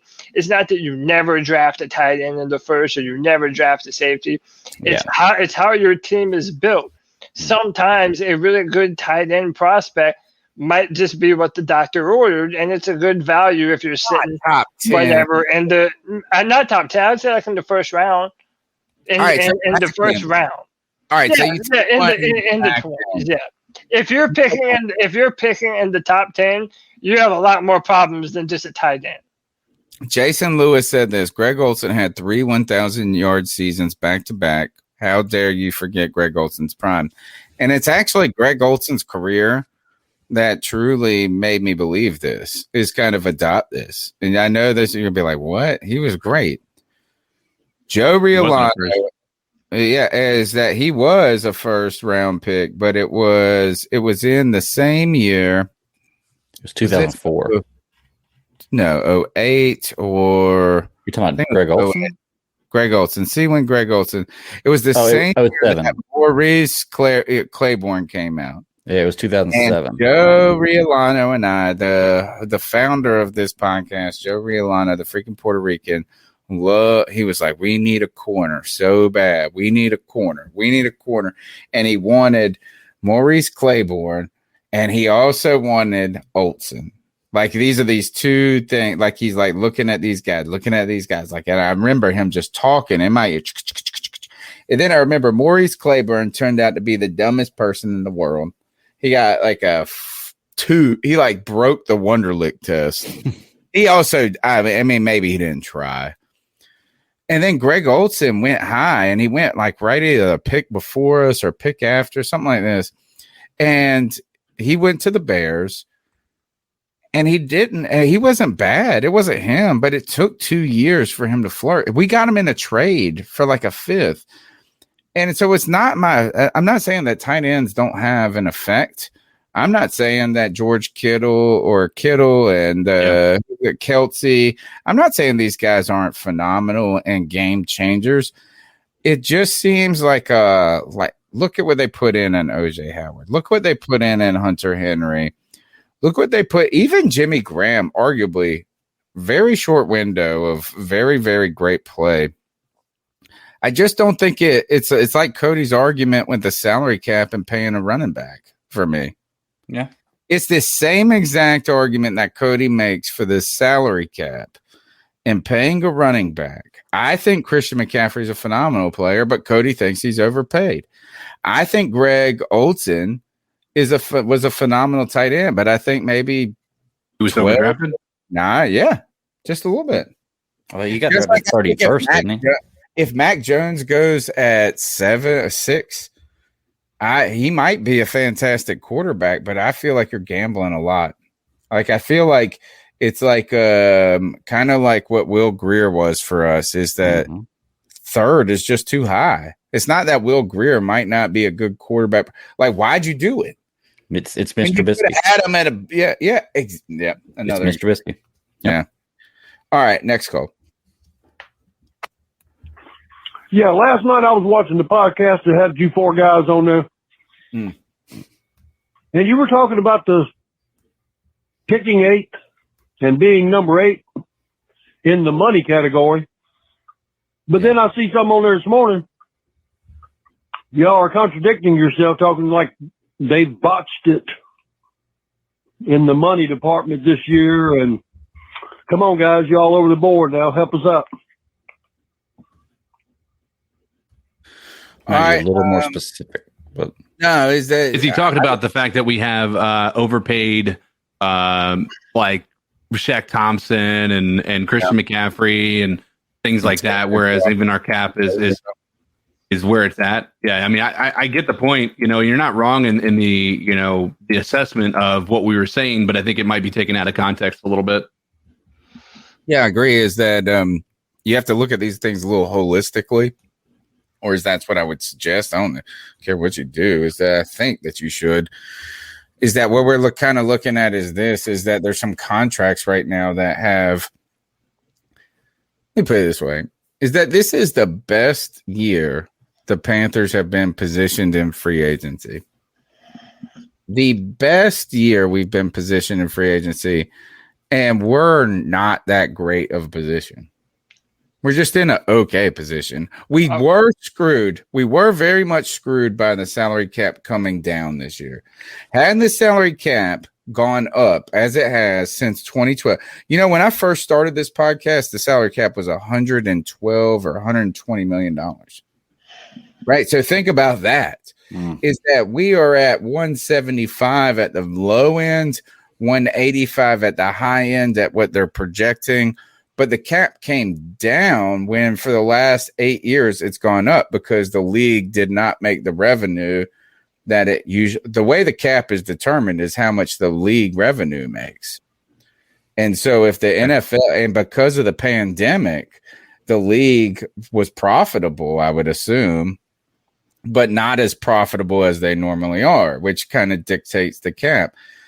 And I think that this is that we have we do have a little cash, but I said this is that $32 million ain't nothing in the NFL. We could spend that in 2 players. No, and listen, you have to be able to hold 2 opposing positions in your head at once.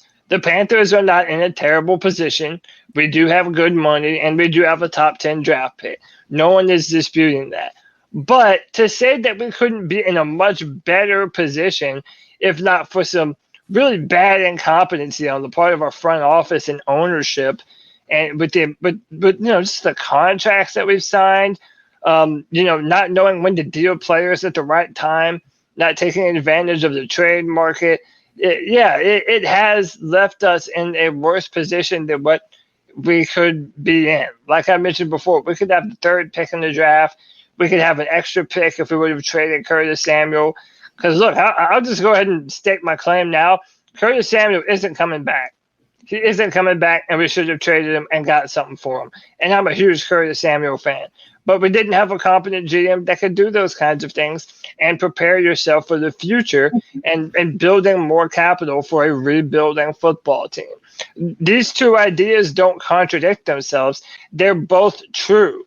We are in a good position, but could be in a much better. Let's say a decent position. I don't even think we're in a great position. Look at some of the other teams. We're 8th in the league. We're 8th in the league, and who's the last dude we signed? Teddy Bridgewater. We can't sign Taylor Moton. We're not signed. We signed Robbie Anderson. We signed him too. Oh yeah, and then you signed a running back to the most money ever paid at the position, and you pay an outside linebacker who isn't a pass rusher. It's the dumbest shit. Those are the least problematic to me. I'm still thinking Matt Khalil sucking money off the books. I'm thinking about this is that you did pay this running back all of this money, and then you drafted over the last 4 years like 4 running backs and cut them habitually for no reason. Jordan Scarlett, I think, is another. Do we feel we weren't a great team this year? And you look at, we scoff at the Jaguars. I look at the Jaguars, I go, damn, how can you be a fan of that team? I look at the Jets fans, I'm you poor bitches. Right? And I say this, and then I look over at the team and they got 19 draft picks and $7 million. Mm-hmm. But you know what? You're just in the media, like Cody's greatest fear. Where are we at? Right in the middle. Yeah. You know what I'm saying? Like it's not even like 8. Okay. 8th pick, 8th. It's nothing's great, nothing's terrible. And can I say one last thing about this real quick to this notion that, you never tank. It's never a good idea to tank. You don't do it. It adds toxicity to your culture. It does all these terrible things. One, you can tank from a front office standpoint, and you're not asking your players to go out there and lose on purpose. Number 2, who do you think has a brighter future just looking at the draft picks they have, the money they have, and the current team they have? Who do you think the national media at large would say has a brighter future?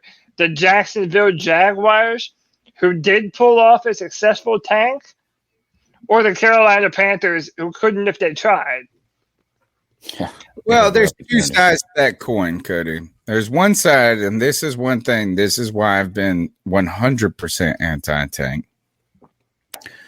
Is that we are a 26, 27-year-old franchise, right?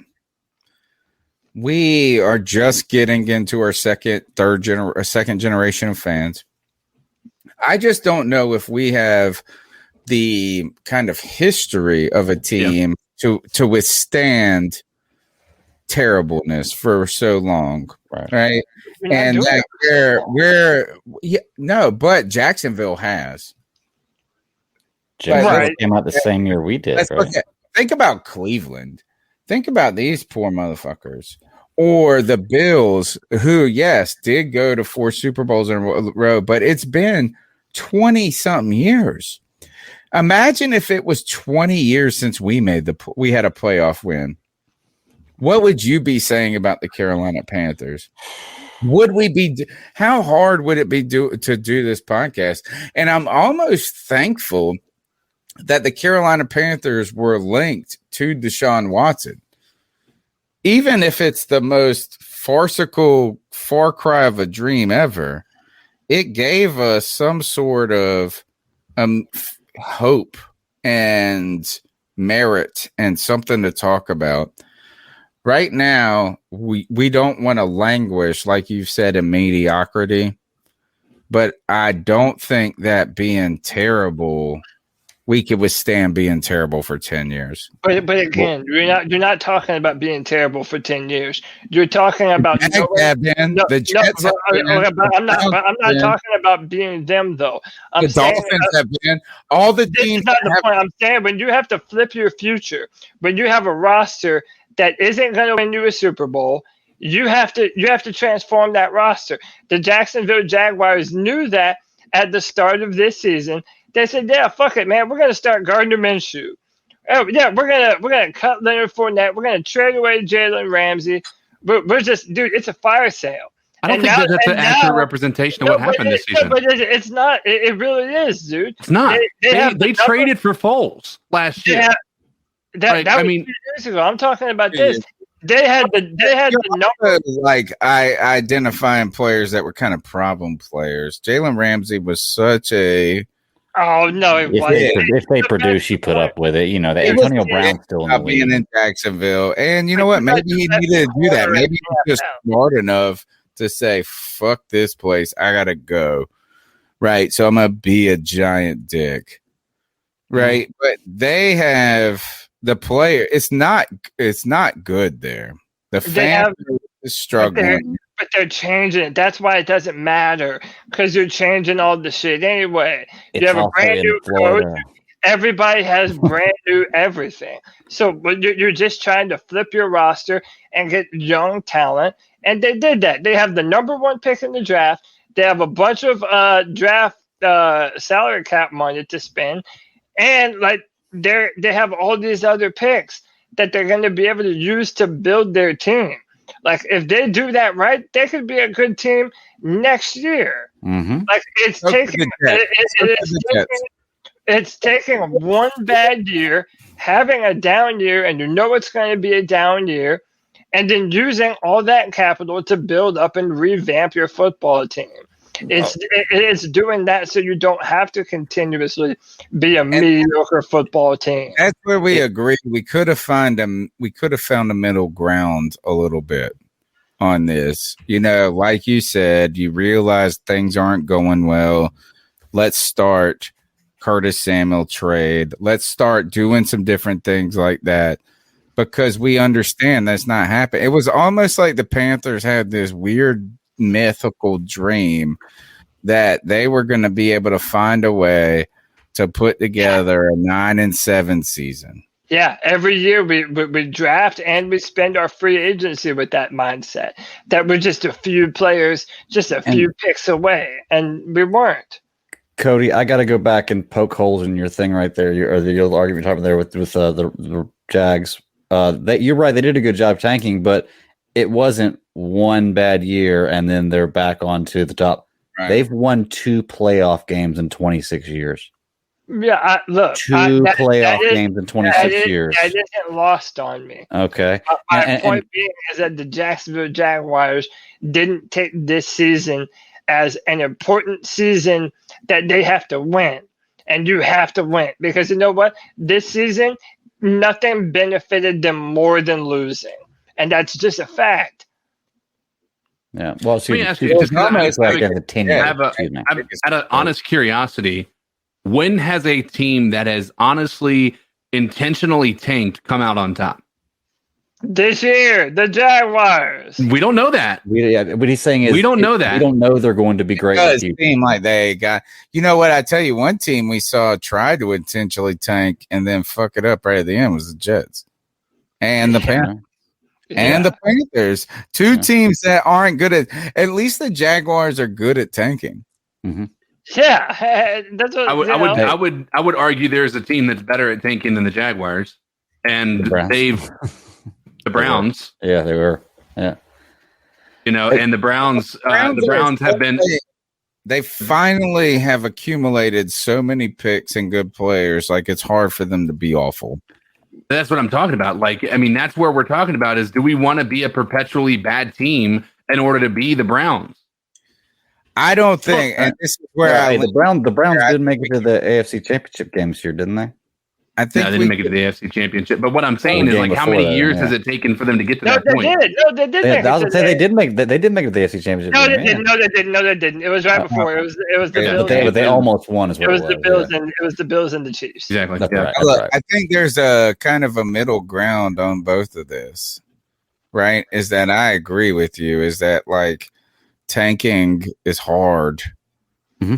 When I say is that it's not generally a single year team, and I think Cody is making a great point on that. Yeah. But the other thing is that being bad at being good and being bad at tanking is almost worse than anything. Right. Is that like why the whole Teddy Bridgewater to win 5? Like our cap is worse. We got no leverage. We got this, and guess how many games we won? Not shit. Not enough. Mm-hmm. We were already, we were tanking and we tried. It's like you have an artery that's cut and you're like, hand me that Band-Aid. Yeah, basically. That's the difference. The Jaguars are just bleed out. Yeah. Amputate it. Just buy a new one. Right. Hey, real quick, you said you couldn't imagine what it's going to be like for the Panthers to go 10 years without his playoff win and how it's going to affect the fan base. I couldn't we're halfway there, Tony. Yeah. But yeah, 2017, right? We made the playoffs. Did we win a playoff game? Was it where we wild card and it was that last second throw by Cam to a no-name dude that was working at the damn Costco. Yeah, the comeback. Was it against Atlanta that we're playing? I can't remember. No, the Saints, I think, right? Saints. Okay, I knew it was an NFC South team. Yeah, but yeah, we're halfway there, man. 5 years, no playoff wins for Carolina. Cody, tell them what it takes to always be in it every Sunday. It takes a quarterback that is going to put you over the edge, and we do not have that guy. But guess what? You could trot out us 4 on special teams, and you'd be like, "Oh no, they got Cody in a wheelchair. They got Tony, who this John Lewis guy or whatever the fuck his name was. What was his name? It wasn't John Lewis. He's cool. It was like Kyle, whatever that guy. Kyle L thinks Tony's the worst fucking gunner in the whole history of the world. Yeah, I will walk out there and take a nap. And you know what? Is that we would be better with a quarterback that we knew could do it than with Teddy Bridgewater. Sorry. I have a better arm than Teddy Bridgewater. Right. Straight up. I bet you I can hit a softball further too, you pussy. How y'all doing? This is G Cavassier. Yeah, what's up, G? Hey, man. What a week went by. I'm glad to be back on the podcast. As usual, there's no news in Pantherland. I keep seeing these, these draft boards of people, doing little mock draft boards and everything like that. I keep saying I want Zach Wilson, but honestly, I really, really see him being gone before 8. And I am not willing to trade up for the number 2 pick to get him either. When it comes to quarterbacks, I said before, the boy out of Dakota, man. His name Trey Lance or his name is? That dude is something. I agree. I got a crush. He can learn to read defenses. He'll be deadly as hell, man. Because he has the arm talent. The dude can scramble. He's sort of like a baby Cam. I'm not trying to be Cam Newton up, but to me he does. I agree with just that. A little baby bit, Cam. Just a little bit. But I can see him falling to number 8. Colin Kaepernick. You never know come draft day. What about that? You never know. Because last year I thought we was gonna pick up Isaiah Simmons, whatever. I did not see Derek Brown being the Carolina Panther, but hey, he did, and he, did what he had to do this year. So I'm still up in the air with the Deshaun Watson trade. We're trying to get him. I'm not really trying to get rid of Christian McCaffrey, but honestly, I'm just trying to win right now. And you see what David Tepper said. He said he will do whatever it takes, So I don't know if that means Christian McCaffrey. And you think David Tepper's back in the back of the office of the Houston Texans giving out handies? I really don't know, but I truly believe something about to happen soon. I just have that feeling. I really do. With this new GM, I can really see something getting ready to happen. So give me your thoughts on that. Keep pounding. What do you think about Colin Kaepernick and Trey Lance kind of having some similarities? I think I can't remember how strong Kaepernick's arm was, but I think Trey Lance may have a stronger arm, like he can get more air under the ball. Kaepernick had a cannon. Did he? Yeah, I can't remember how good it was. Yeah, I always thought he was like a little skinnier Cam. But you know what's funny? Like they just say that. I mean, okay, there are some similarities in their play style, but they're also both mixed guys, and it's like I feel like a lot of people do that too. I did that earlier with my quarterback. Brought up Colin Kaepernick and Trey Lance until I did. Well, I mean, look, I actually don't think it's a terrible comparison because they're both fat. They're both fast as hell. They're both strong as fuck. But I would say, even though it's been a limited amount of tape, I think Trey Lance shows a lot more accuracy and a much better ability to read defenses and move off of one option and go to the next and continue moving. He has a better feel for the pocket. Like a lot of times, whenever you're a mobile quarterback and you don't choose to just take off and run, and you actually stand in the pocket and you have the option to run, but you have enough wherewithal to sit, wait an extra second, wait for your receiver to come open, and throw that football. Colin Kaepernick wouldn't do a whole lot of that. I have seen Trey Lance do that more than once. Yeah, well, that's why Trey Lance wants to play. That's a big thing. Wanting to play is a big thing. So.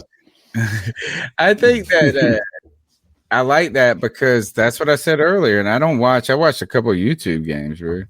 It's not like I'm a scout. None of this. Right. It just didn't look like their game was predicated on him running entirely. And his first instinct was not to run. That's just what I liked about it. It was like this. Like, I can run. I think of it kind of like an Aaron Rodgers type quality. Is Aaron Rodgers can do everything. He can run. He used to be able to run like crazy and do all this. But his first instinct was to kind of, maybe even Russell Wilson in some degrees was like this. I wonder if another comp could kind of be a Marcus Mariota type player. And look, don't worry. You can call into the show. The number's 252-228-5098. You can smash the thumbs up button. You can smash the thumbs down button. And you can be like this dude. Hey, Chronicle, let the other guys talk for a little bit. Just shut up. That's your boy, John L. That's your boy. He loves you, man. Dude, every time he comes into the chat, it's always just to talk shit about you, man. And it lights the chat room on fire too. I hope your mom isn't in the chat room, but I think in high school you may have fucked that guy's girlfriend. That seems like a guy who holds a grudge. So yeah. I did sleep with a bunch of redneck girlfriends. Hey man. I was a skater kid. It's possible. Look at this there, bro. This ain't no redneck. See you wearing your Jinko. The Italian stallion, bro. Wallets. Tell him. Let him know. Oh, shut up, Greg. Shut up. Jinkos and chain wallets and Van shoes. You just called it. I wore. Did I wear Vans? I don't think I wore Vans. But yes, exactly, dude. I had a 28-inch waist, and I wore 40-inch bottoms. Isn't that fucking ridiculous? God damn, ridiculous. And yes, the wallet chain was critical. I was a skater kid. Like, you just called every bit of it. Well done. All right, next call. Hey guys, it's Chuck from Elizabeth City calling. What's up, Chuck? Chuck. I want to thank everybody, since it's a slow week, probably going to touch on, and that's our quarterback situation. Rumor has it the 49ers have called and asked about Teddy Bridgewater, and I know a lot of people out here, including myself, we would trade probably even the 5th or 6th round pick to get Teddy out the door. and just start over. And that's one aspect to look at. I don't know how serious the 49ers call was. It might have just been something to kick the tires, just an inquiry. Maybe Carolina thought they could get more for him than what they didn't think he's really worth. The 49ers could have basically said, hey, we want you to take Garoppolo for him. And I don't think that's a wash at best. I don't even think Garoppolo is probably as good as Bridgewater. So I think that probably tempered their expectations. One thing about it, though, I've kind of felt leading up until earlier today that we've been trying to hold on to Bridgewater is some type of piece to trade with Houston for Deshaun Watson to get the contract off the books. Maybe that's one reason why they've held on to him and trying not to get rid of him, because then we won't have enough pieces, or we've got to give up even more than what we want to get Deshaun here. I think it's looking more and more likely like Deshaun's not coming, because we're going to have to offer up probably 4 first-round picks. I think we can take McCaffrey off the boards. I don't want to lose Burns, and I think losing Brown and Chin, even DJ Moore, it might be too much. Maybe, one of those guys like DJ Moore with 3 first-round picks would make sense. But the thing is, guys, everybody's kind of, looking at everything. And I think everybody knows we're desperate for a quarterback without a doubt. And that's why it might really screw us as we try to maybe move up in this draft to number 3 or number 5, even number 2, what we got to give up.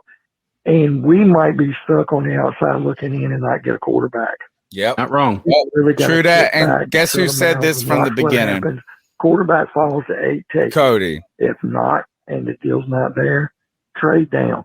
Let's build the rest of it. I've been preaching this for a long time.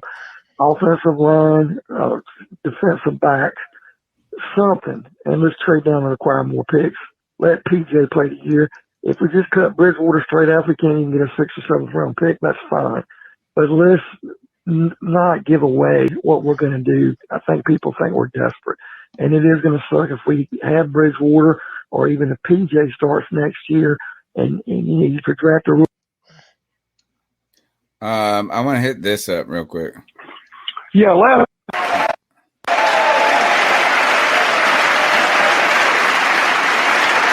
Chuck, I think you know what, you hit the nail on the head. And that is, you have the fear, not the fear, the trepidation that Cody is talking about. Is the 8th pick is the outside looking in. It's the bubble. It's the bubble where you don't get the guy you want. You pick the guy that you don't want. It's the Mac Jones pick.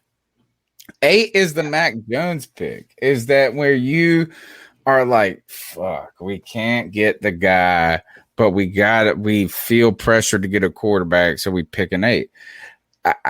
That's Cody's trepidation. On the other hand, there's a trepidation from the group of people who believe that the trade up or even trade for Watson philosophy is just too costly to a organization and too risky. And at that case, I would say this is that then the trading back on a team where you have so many needs seems legitimate.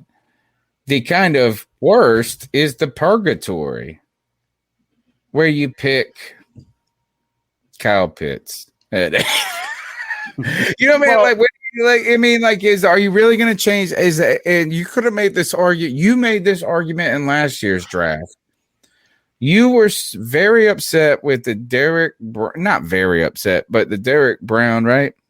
Pick. Yeah. Not because, one, you liked Isaiah Simmons a lot. You're in love with him. But your idea was is that I think originally, Cody, and you were kind of on it from the beginning, is like Justin Herbert. Like this is like you either make a move. It's like shit or get off the pot. Yes. And by the way, to answer where I feel like we're at. Yeah, and to answer Charles specifically, I kind of feel like that's staying on the pot but not taking a shit what he's doing or like what he's advocating for. Back, like that, trading back is really taking a nice long shit and reading a book. Well, no, but this is what I'm saying though. Okay, let's say we better our offensive line, we get another, let's say we get a shutdown corner, right? We trade back, we take Caleb Farley in the first, and let's say we fill out our football team, but we still don't get our quarterback. Okay, so what happens next year when we're picking like 15 or 16? We won't. There's more quarterbacks. It won't be enough. It won't be enough. Dude, all we needed was one more win than we had this year, and we're at 15. Yeah, that's what I'm saying. Like the margin of we're gonna be what I've been trying to say. Team next year, it doesn't matter. You could have the best fucking draft this year, all of this, and we could be at a 6th, a 7th, a 10th pick, and then you could go in free agent. You have more options. The worst thing is, I think the worst thing is that mediocrity, which is like you just get one player at 8, and guess what? Meh. And now, but if you don't have the quarterback, then again you can still be. Look at the Bears. The Bears are the perfect example. The Bears are the best football team that don't have a quarterback to put them over the edge. They also don't have an offensive line either. Their offensive line is atrocious. Or you know what? Maybe the 4-man rush people can tell me their offensive line is awesome, like they told me the Houston Texans one is. But I'm pretty sure that their offensive line is not dominant. Yes, you could get a quarterback, and it would make a giant difference. It would really help with a defense, this and that. But at the end of the day, their offensive line is shit. Like, you do have to have a competent team and a quarterback.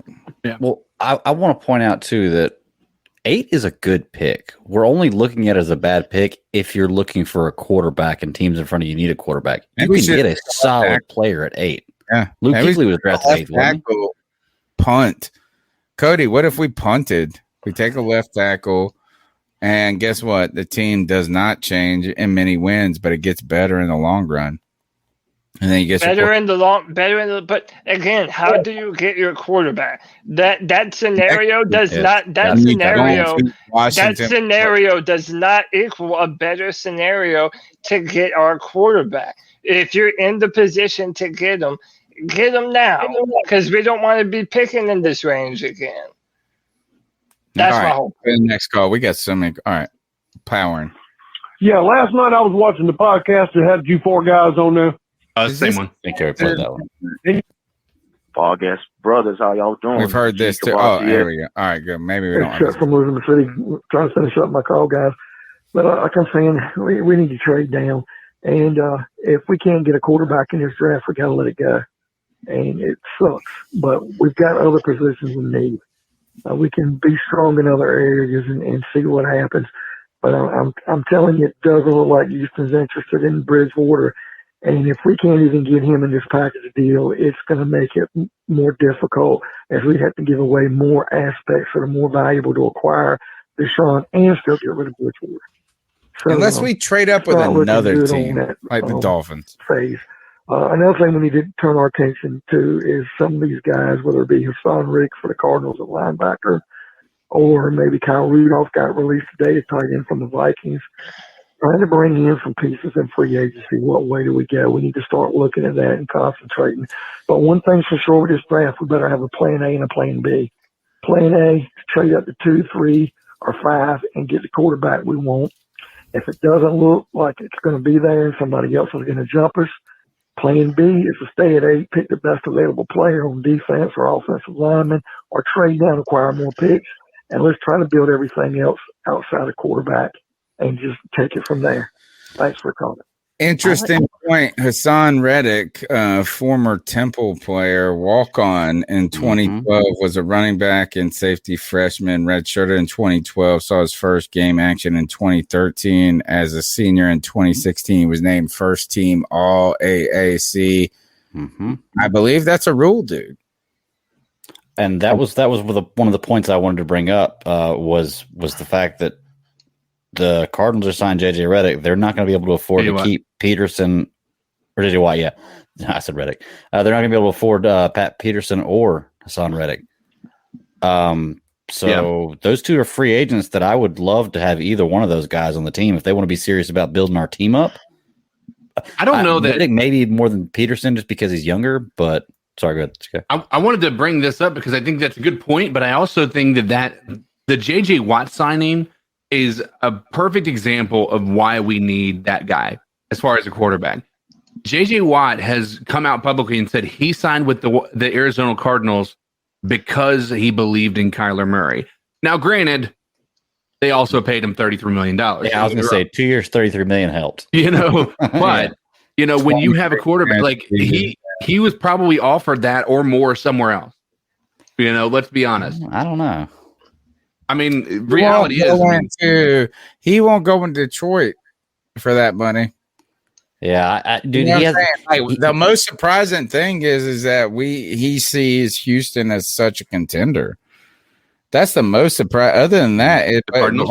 Thank you. The Cardinals. Just making sure we're understanding. Yeah, he's ring chasing, and it turns out money. Like he ain't settling for no. I'm about to sell my JJ Watt rookie autograph. I thought he got more money. I thought he achieved more money than I expected to. I think so as well. When I saw that, I was like, "What?" And they guaranteed that much? Holy hell! Yeah, I mean, and honestly, for the first 5 years of this guy's career, he was one of the best players in the NFL, just players in general, not just defensive players. And in the last 5 years, he's just been too injury prone, man. Like he was Aaron Donald. I think he was better than Aaron Donald. I mean, but he was an edge. Terrible. I wouldn't say better, but he was also scoring touchdowns and playing offense. Aaron Donald's not going to do that. He was so dominant. It was like Von Miller at his peak. It was, he was a dominant player. And like Aaron Donald, when you play Aaron Donald, like whatever team he's on, you're like, oh, fuck, we got to deal with this dude. Yeah. That's how he was. I do think it's interesting, maybe what that is a signal, what he believes the Arizona Cardinals can be. And really, look, they got a lot of parts. You got Chandler Jones there, another Hall of Famer on the defensive line. Mm-hmm. Yeah, is that the offense is cooking in certain ways. So it's not the worst thing. Wasn't one of the teams Carolina beat last year? Yeah, Buda Baker's one of the best safeties in the league, dude. But wasn't that one of the teams we beat last year? It was. We did. We surprised them. How good are they really? Hey, Greg, we almost beat the Kansas City Chiefs, bro. Yeah. All right, next call. What's going on, C3 Nation? It's your boy Jay Anderson hitting y'all up. Man, somehow I believe that David Tepper had a bet with somebody before he took this team, that he had a bet with somebody that his team was going to win the Super Bowl either last year, last year, 2019, or this coming year. Because, what he is doing, he's out here being desperate, man. I mean, it's like a dude who tried to smash just anyone just to say he had sex. And he's just looking bad out here, man. And it's making the team look bad and making the franchise look bad, man. I mean, all of us is not we all fans of the team. We have not been in the business of the NFL, being on the NFL team or nothing like that. But speak for yourself. Looking outside, how can you not know what to do with this team if you have been paying attention? And how you not know how to run a team when you was all, you want to come down here and run it like Pittsburgh. It's like, dude, I think you miss a lot of classes in how to run a football team. Good, you got the business side, but other than that, you haven't been focused on the football side. What's needed in anything? You should have seen how Rooney and I forgot the GM name on there, Kevin Colbert up there. The GM see how they work, so you know how to do things. Because you're messing up this old Teddy Bridgewater, and get two shits about Teddy Bridgewater. He shouldn't have got signed in the first place. You should have. fired Marty Hurney. We said that many times that you should have fired Marty Hurney.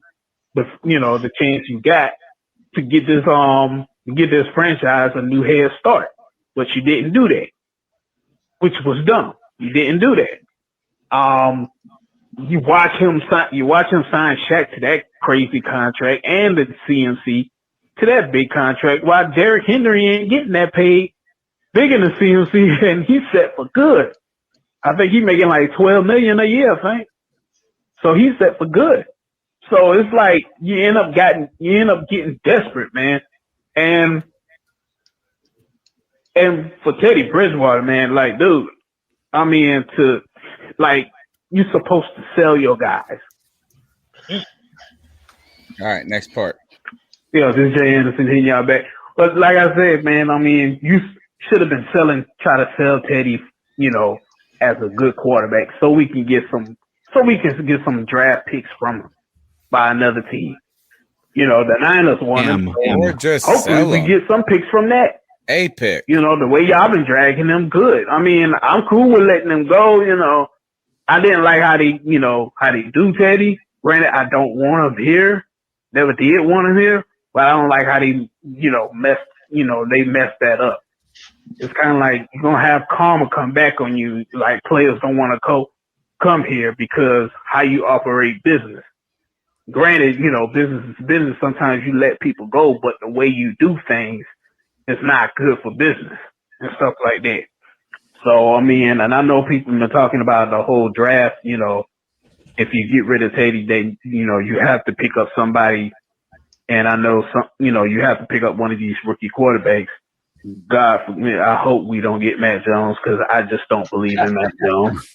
I believe in Trey Lance and Justin Fields, but I know a lot of people saying if you take Trey Lance, you have to sit him a year, and not necessarily. You don't. Which have would to be sit him fine if you had Teddy. If Trey Lance has the smarts to pick up a play and knows how to run that play, which I believe he does.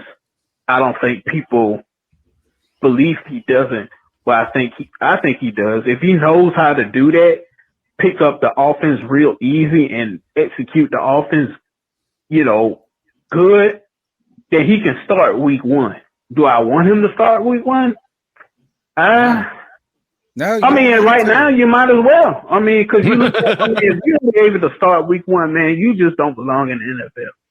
I disagree. I know some players. I'm going to say this is that I think there's two teams. Well, there's a couple of teams that are poised to draft a quarterback super early and not feel forced immediately to throw them to the wolves.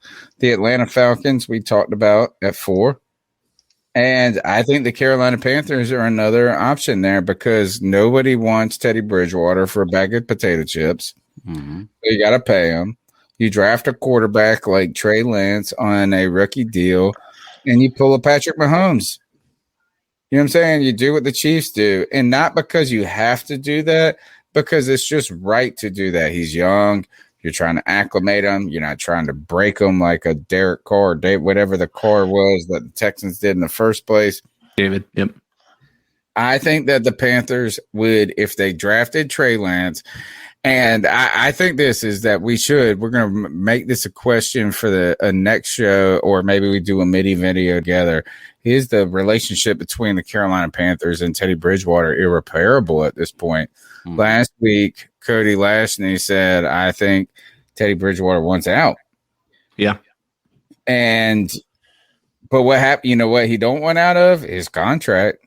So what happens if all this shit happens? What if all this shit happens? We draft Trey Lance, Teddy Bridgewater's still on team, and we're like, you're starting, bitch. He's gonna be like, okay. You know what? He's gonna be like, okay. He can't force a trade. He can't force nothing. He's gonna have to go out there and play. Yeah, he can go out there and play like shit on purpose. Well, he can't. I mean, he's got to good anyway. So he's got to play for his future. I mean, if he has any intentions of even being a backup, he's got to play. Dude, if you gave me $68 million, I'm not worried about playing in the future. Come on, man. He gets all that contract. I ain't worried about that. I think that's where you're wrong. I think money is parlay. I think money is infectious, and so whether or not he got $68 million this year, he's going to want another $68 million at some point in his life. And if he goes about this the wrong way, he's impacting his ability to actually earn that type of money in the future. Yeah. But here's what I want to say about that call. It started out talking about how we mishandled the Teddy Bridgewater situation, that we should have maybe like tooted him as being like, he's such a good quarterback. We love him. Do you guys remember what we did to Cam? I mean, we weren't doing much to make him out to be this great quarterback before we tried to trade him. Like, we were like, we got to see how he's healthy, all this stuff. I remember our conversation this time exactly last year before the draft, when we were, or even leading up to the draft, before we let Cam Newton go, saying, we don't know. They were being very non-committal on Cam. And it wasn't until the Super Bowl that we started to feel confident, because Cam's like, yeah, I'm coming back. No problem. Those guys did not do Cam any favors with his, with trying to boost him up as being like a great quarterback that we need to try to trade him for stuff. So you're expecting a lot of it out of an organization that's already proven to be failing in that department. Mm-hmm. They're not savvy right now. I said this, I think, in the last podcast, is that the Panthers are, David Tepper and Matt Rule are learning some tough lessons about the politics of the NFL. Yep. Yeah. Is that maybe they've been too honest at some points. Maybe they've been too whatever. And they should have been like, Teddy's our dude. And then they do what the Rams did. They're like, Goff's our quarterback until he's not our quarterback. And then like tomorrow he's not our quarterback. Yeah. In a little bit. All right. Next call. Well, Tony. I was going to say, before you start it, all right. Greg, tell them where they can find you. Check me out at the Bet Daddy 52 on Twitter. Sorry, I got to get out here early. You find me there. You'll find all my shows. Phyllis, thank y'all very much. Works early in the morning. Thank you for your mail. Thanks, Greg. Love you. I'll see y'all later. Later, man. I just want to say. I gotta start this again. Tony, you Italian mother. I just want to say, Teddy Stuffs. Yeah, that's right. Teddy Stuffs. And there's no way somebody who makes $20 million a year and drives a minivan, a soccer mom, does not stuff. That sucker here is. He's a male stuff. That's out of the way. Bleacher Report came out with a list of 9 prospects with connections to the Panthers coaching staff. And we know how old Matty Rule loves his players and loves the coaching staff and players that has played with his previous coaching staff. I'm just going to read off a few of these names, see if any of these make sense. There's a lot of wide receivers on this list, but maybe it's something to talk about. We got LSU wide receiver Jamar Chase, wide receiver Terrence Marshall Jr., wide receiver Racing McMath, Baylor edge William Brady King, Baylor offensive tackle Blake Beadler, Baylor O-line Jake Burton, Temple wide receiver Brandon Mack, Temple defensive tackle Daniel Archibong, a Temple wide receiver / cornerback Freddie Johnson. What do you think about any of these free agent pickups or any of these guys? A potential pickup? Would they help us out? Reddick, another one. I know we got to build this wall, but hey, let me know. Might be directing that question toward Cody, that long hair mother. But okay, hey, what it do? You know what time it is? Smash that thumbs up button. Greg, hey, my dude. Rah, rah, rah. Good. Great call. Yeah, he's hitting on the Matt Rule connections to players, right? We know that nepotism is truly a part not only of Matt Rule's system, but of the NFL in general. But Matt Rule has displayed a lot of confidence in people that he's willing to work with and knows and feels comfortable with, right? From his coaching staff to players like Robbie Anderson to Bravion Roy, right? There's another example of that. So the question is how do the Panthers build that offensive line, and do any of those names? I could tell you this: as he read that entire list, I didn't know one person's name. Except for maybe the early receivers, like, right? He said Jamar Chase, right? LSU. I think some of these are being linked to Rule and the staff because of the Senior Bowl.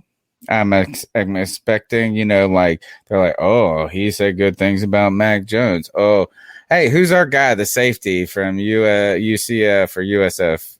Richie Grant. Another one. They're like, oh, they're raving about him. And guess Andre what? Cisco is another one too. Every mock draft the Panthers got at 39 Richie Grant. Yeah, look, again, I've mentioned this before, and it's especially true for me now that I'm catching up and looking at all these different prospects. Man, I see so many players that I would just love for them to be a Carolina Panther. Like, I'm looking at all these corners, like J.C. Horn, who's incredible. Patrick Surtain. I really like a lot of these guys, but knowing that we need the quarterback and knowing that's probably the direction that we're going, it's like, damn, we're gonna miss out on a lot of these guys. But yeah, I mean, I'm looking. Stay tuned to the channel. We're going to be doing some more draft content and some free agent content as all that stuff starts to come near, and we'll do a deep dive on a lot of free agent picks and a bunch of draft picks too. We'll go back to that call, and we're going to look into those names even more specifically. All right, next call. Hey, man, this is Shane Welch, the Cardiac Cat 13, calling from Stokesdale, North Carolina. Well, look at this, and professional. I just wanted to give you mad props, Cody, for this about Mitch Trubisky being the 7. I forget how you put it.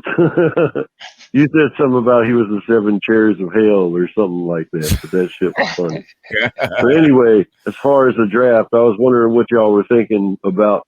What if we trade back from the 8th spot and maybe we don't get one of those first 4 quarterbacks, but we get somebody like a Mac Jones and then get some more draft picks so that we can fill some of the other holes on our team.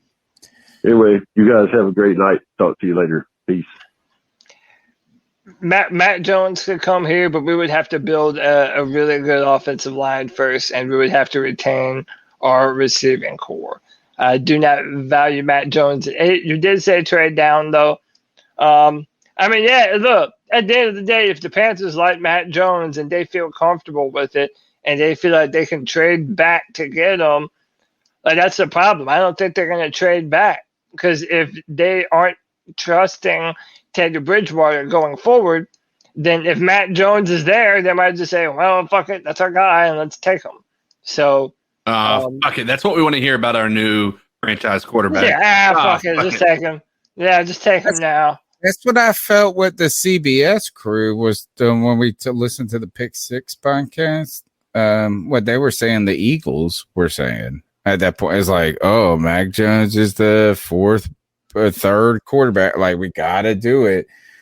And this is where I'm with Chuck on, is that I don't want to be forced into a corner to pick the quarterback. And that's what, that's why you've convinced me, Cody, is like, either we trade up and we get the guy we want, we trade for Deshaun Watson, which we can't do, or the guy falls to us by some crazy point at 8. If none of those 3 things happen and it's Mac Jones at 8 and all the other guys, and you didn't really want them, I want out. Like, get me out of this. Like, you either pick a tackle or you move back. I just don't want to be forced into a corner. Dave Gettleman used to say this. You use free agency to set up a draft. Sadly, he did not follow his own rules a lot of times, i.e. the Josh Norman rule. There's some different things he did. But that, I think, is a very sound piece of advice, is if you want that guy, go get him. If the guy you wanted, if Trey Lance and you really thought he's the dude and he's there at 8, then take him. But don't take Jimmy Clausen at 8 because Mel Kiper told you to do it. Or because you feel like you have to, right? Like we have no other choice. Like we need a quarterback. Like either have some fucking guts about it or fold. Next call. Hey, what up, guys? This is Joe from Denver, representing the Mile What High up, Cats. Joe? Yeah. I just had a question about what do you guys think about the traction on what's going on with the 49ers and the trade possible for Bridgewater? You know, Smoke. You think they should jump on that? Pick up maybe a 4th or 5th or whatever Yes. the heck Teddy Bridgewater, or should they keep him and wait to see if they can do anything with Watson? Is there any reason not to trade him? No. Yeah. But to not trade Bridgewater? I know. Like you could give me an unrestricted free like an 8th round pick, and there's not even an 8th round pick in the draft. Dude, I'm just saying. Okay, look, dude. Trade. You better hope that we're able to get somebody else, because we might have no option and we have no choice but to run with PJ Walker for the next. But that's what you wanted. That's what you wanted. You get what you want. Who wanted that? You wanted that. When did I want that? Last year. Yeah, last year was the time to do it, not now. So now you want to win another 5 with Teddy? I don't want to watch Teddy play anymore. I'm done with this dude. Same, bro. Nobody wants to watch him. I just don't like him. Yeah. All right, next call. How many calls do we have? Yes, sir. My name is Leo. I'm just calling about the Deshaun Watson trade, and I completely disagree with it. My suggestion is build through the draft. Trey Lance has the same skill set. Or we could take Matt Jones, who's efficient and has very good arm talent. Opinion on the matter. All right, man. Appreciate the call. Thanks. Big shout out to Jermaine Gill, $5 super chat, man. We really appreciate the support. And look, as well, Jermaine felt remarkably generous, and we certainly appreciate that. For people that can't give at this moment, you know what you can give? Thumbs up, a share, a rating, a talk. You can give me a thumbs down. You can tell them, you can call in, all those things. Subscribe, all that is free. But you gotta say something, Cody? CK? Subscriber shame. It's CK's thing. Later, kid. It's positive there. Oh, look, this was the second part of his call. He's pocket dialing us. Let him know. Look, that's us. It's us. All right, next one. Wait, what happened? That was the second call. That was the second call because I think he tried to hang up and it didn't hang up because then it went blank. But listen to this call. With 2 first-round picks would make sense. But the thing is, guys, everybody's kind of, looking at everything. And I think everybody knows we're desperate for a quarterback without a doubt. And that's why it might really screw us as we try to maybe move up in this draft. Number 3, this is him 5, listening to us. What we got to give Watch. up. And we might something. And let's trade down and acquire more. I really hope he's not doing anything embarrassing because he's probably over there sweating if he was. He's like, oh, shit. It's still recording. It's us. All right, next call. Man, it's John Jenkins. I heard my boy talking about starting PJ Walker, and I just wanted to say, yes, we need to witness the Walker wonder. My man, see, I'd rather do that than damn Teddy. I'm sorry. I'm ready to roll with PJ. Everybody look, y'all shit on PJ Walker because he came in and he's there like throw deep, and he did. He just didn't do it. Yeah. The other thing is people love to shit on Corn Elder. Corn Elder, people love to dump on this guy. Why?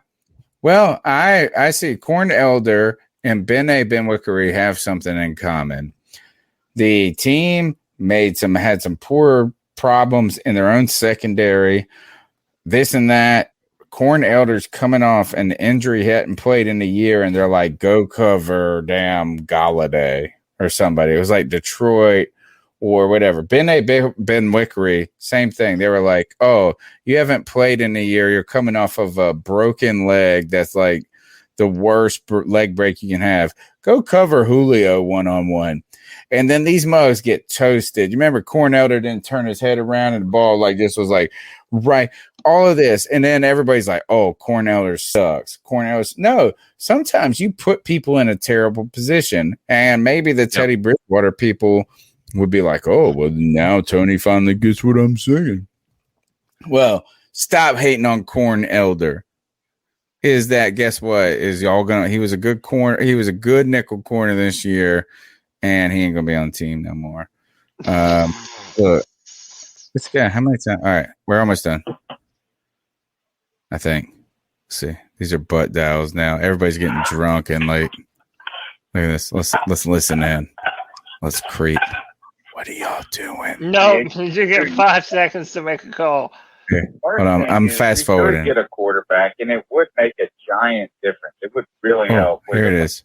The Bears are the best football team that don't have a That's quarterback us. to put them over. That's us. See, it's more of our butt dials or his butt dials. All right, I think this is the last one. Hey guys, Chuck from Elizabeth City calling y'all Chuck? guys late. Listen to this podcast. Way to stay up, bro. I just kind of wanted to add one thing. Tepper, he's putting his so-called balls on the table, letting everybody know, I want a quarterback. I want to win now. He's letting it all out there. We had Richardson for all those years, was quiet, didn't say anything.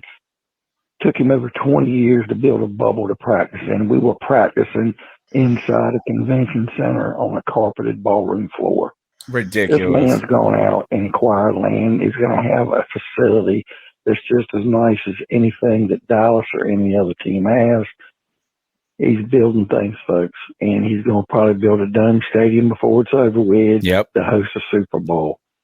Now, I'm not taking up for him, but when he's anxious on one way that looks good for us, he's also going to be anxious trying to acquire every coach and player he can to win a championship. Yep. I mean, it's a good point. Great point. Is that Tepper comes from a world of finance where the long game and results clash, right? And guess who always wins? Results, right? Is that you can be the guy that is a hedge fund manager and steady she goes, you made 7, 8, 9% game. That's not what they want. They want fucking results. And they want real, tangible, beat-ass results, number one.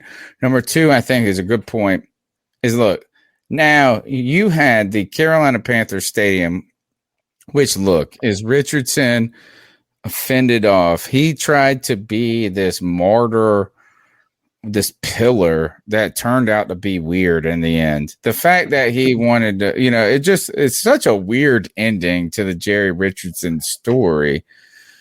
Even though we got some signals when it came to the Denny stuff and some stuff, but like the shield, he's the guy that caught the Ice Bowl touchdown. Right, is that he always puts the league first. He brought Carolina this. He wanted a stadium that had real grass, which I hear players. Who's the guy? Solomon Thomas is calling for every stadium in the NFL to have real grass because like the shit at the Meadowlands fucked is like they have 5 ACL tears in one game. Yeah, dude. All the 49ers, dude. People complain about that turf all the time. Richardson is like he's like this purist. He's kind of the football purist. The shield on the field, the grass on the turf. We're going to play in the elements, this and that. But Tepper but then it's weird. It turns out he was secretly just a lazy cheap ass too, because you practice in the ballroom. The ballroom. They're doing, I mean, it's like weird. That's stupid. Like, I mean, even high school facilities in Charlotte have better facilities. High schools, like Charlotte's got all these big ass high school private schools and this and that, they probably got practice fields and the Panthers didn't. So I think the other thing I'm interested in is that Tepper's bringing the Stones. He's bringing Garth Brooks to Bank of America. And he's looking at, hey, I got these guys for 8 games a year in this stadium, but there's 44 other weeks of the year I can be using this shit. So I think Chuck's right on the money. I think the right on the money is that I think Tepper is just hungry, and I think that's by his nature. I think it's in the winning. I think it's in the development, and I think it's in the, you know what, this guy's trying to make money in he's just not content. I feel like Richardson was like MLS. Chuck mentioned MLS too. You gotta mention that. We got Charlotte has a soccer team because of the man. Look, the man's making moves. Listen, I like his tenacity, and in a way, you can't really blame him for the things that you don't know. And in interviews, he said like he knew that there was a bunch of things that he didn't know, and he had to get used to being an owner that is, running a football team, and he had to be aware of the things that he didn't know. I still maintain that caused him to make some moves a little bit later than he should have. But dude, I've said this before, man. Billionaires get what the fuck they want. If you're a billionaire, you are not used to being told no, and you will move heaven and earth to make it happen. And that remains to be seen. That might be true.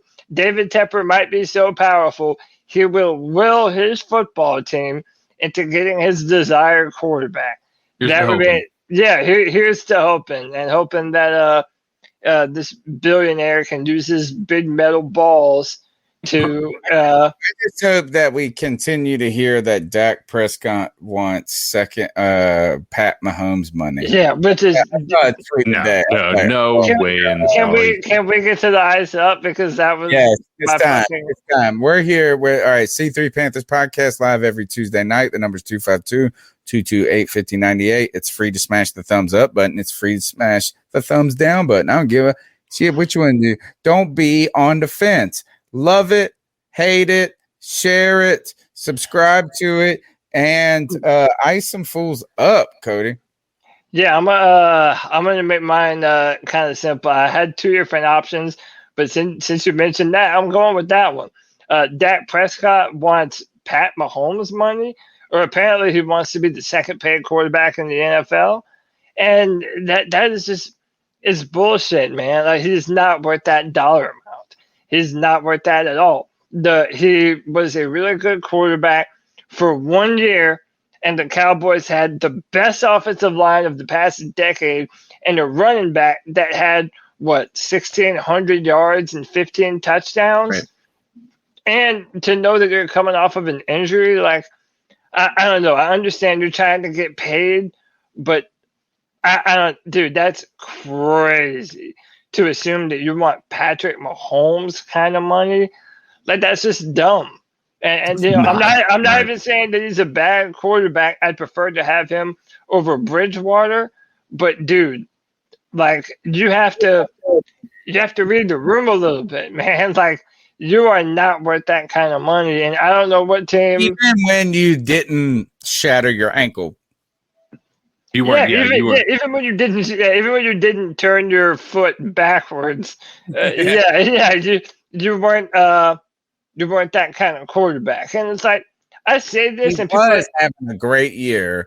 He was, like, statistically just balling out. Yeah, but they were still a really bad team even when he was there. They weren't winning. They were losing to a lot of bad teams. Brian Donaldson said Dak is a garbage time quarterback. And I kind of agree with that. To Dak Prescott, ice up, son. And hey, I'm gonna go ahead and do my sign off and everything too. I'm about to jump off here. Check out the draft tomorrow. There's a brand new mock draft involving a trade. Lots of cool picks. And check me out on Twitter. Like I said, we're going to be doing a lot more draft content. Tony and I have some plans to make some draft videos here soon. We're going to be doing that. I love talking draft. This is my time of the year. So check me out, drafttech.com and at Cody Lack on Twitter. All right, your boy. Take it easy. Tell your mom I said what's up. For sure, All man. Later. CK, you got anything for us? Yeah, man. I mean, I it's hard for me not to use these guys as an example. You've already kind of highlighted a little bit of it, but when you make an argument, I'm a big CMC fan, right? Don't get me wrong, but when you still have people who are hands down, and okay, let me take a step back here, guys. So I was getting into this Twitter beef along with Tony with these guys who were somewhat defending Teddy Bridgewater while at the same time not defending him. Their basic principle was that we would be a better team with CMC and Teddy Bridgewater than we would be with Deshaun Watson and no CMC, which is an asinine thought, right? Because the level of impact on a game is far more valuable on a quarterback standpoint than it does on a running back standpoint. I like CMC. I don't want him to go. I would like to keep him here. But if it's between him and Deshaun Watson, I'm taking Deshaun Watson every day of the week, right? But nonetheless, the guy starts to really defend Teddy Bridgewater using Teddy Bridgewater's stats of, look at his completion percentage, his passer rating. He was using arguments like he is number 6 in the franchise as far as passing yards in one season. And my argument to this guy, I was like, listen, have you even looked at the list? Because you sound dumb right now. Like when you go look at the list, you're going to on that list. He's beating Will Grier by 1 rank. The person below him is Will Grier. Let's put that in perspective, guys. We're a 25-year-old organization, and we've had 2 quarterbacks that were a quarterback for almost a decade. So that's not a good comparison. The fact he's number 6 is not a good thing. Anyway, that out of the question, that part out. And then he starts to say, he basically said, you have no, you don't know anything about football. You weren't taught by anybody that knows anything about football or anything like that. And I said, okay, well, what exactly are your credentials? And he said, my uncle is a coach in the NFL. And I'm like, I'm sorry, sir. You misunderstood me. What are your credentials? I'm sorry. I think you misunderstood me. And he was like, well, how do you think you learn? You sit there and you learn how to process film from him. I'm like, oh, all right, let this guy's already off his fucking rocker anyway. But anyway, when he starts making arguments that CMC is more impactful than Deshaun Watson would be on our team, it's just an asinine argument that is just been proven wrong time and time again in the way the history of the NFL works. So that guy, I'm not even going to say his name because I can't even remember because he's that little of an impact on my life after today. Ice up, son. All right, my ice up pick this week goes to base MLB spring training, and I don't even know the team and the player that did this, but there is a mercy rule now, and not a mercy rule where the team just gets blistered by 70 runs or something, where it's just embarrassing. Yeah. The rule is this now is that if a pitcher throws 20 pitches in an inning during spring training, the manager has the option to end the inning, not pull the pitcher, but straight up end the inning. No outs, no nothing. So this pitcher, God, where was he at? All right, so he ended up giving up a single. He ended the bases are loaded. He gets first and second, walks a guy on the third, then walks a guy home. You're sitting here thinking, oh, this guy gets out of the inning somehow and he makes a career. No, this dude didn't get out of the inning. He walks the guy home, and the manager says it's over. They call the inning because he threw over 20 pitches, and then the guy gets to trot out there the next inning.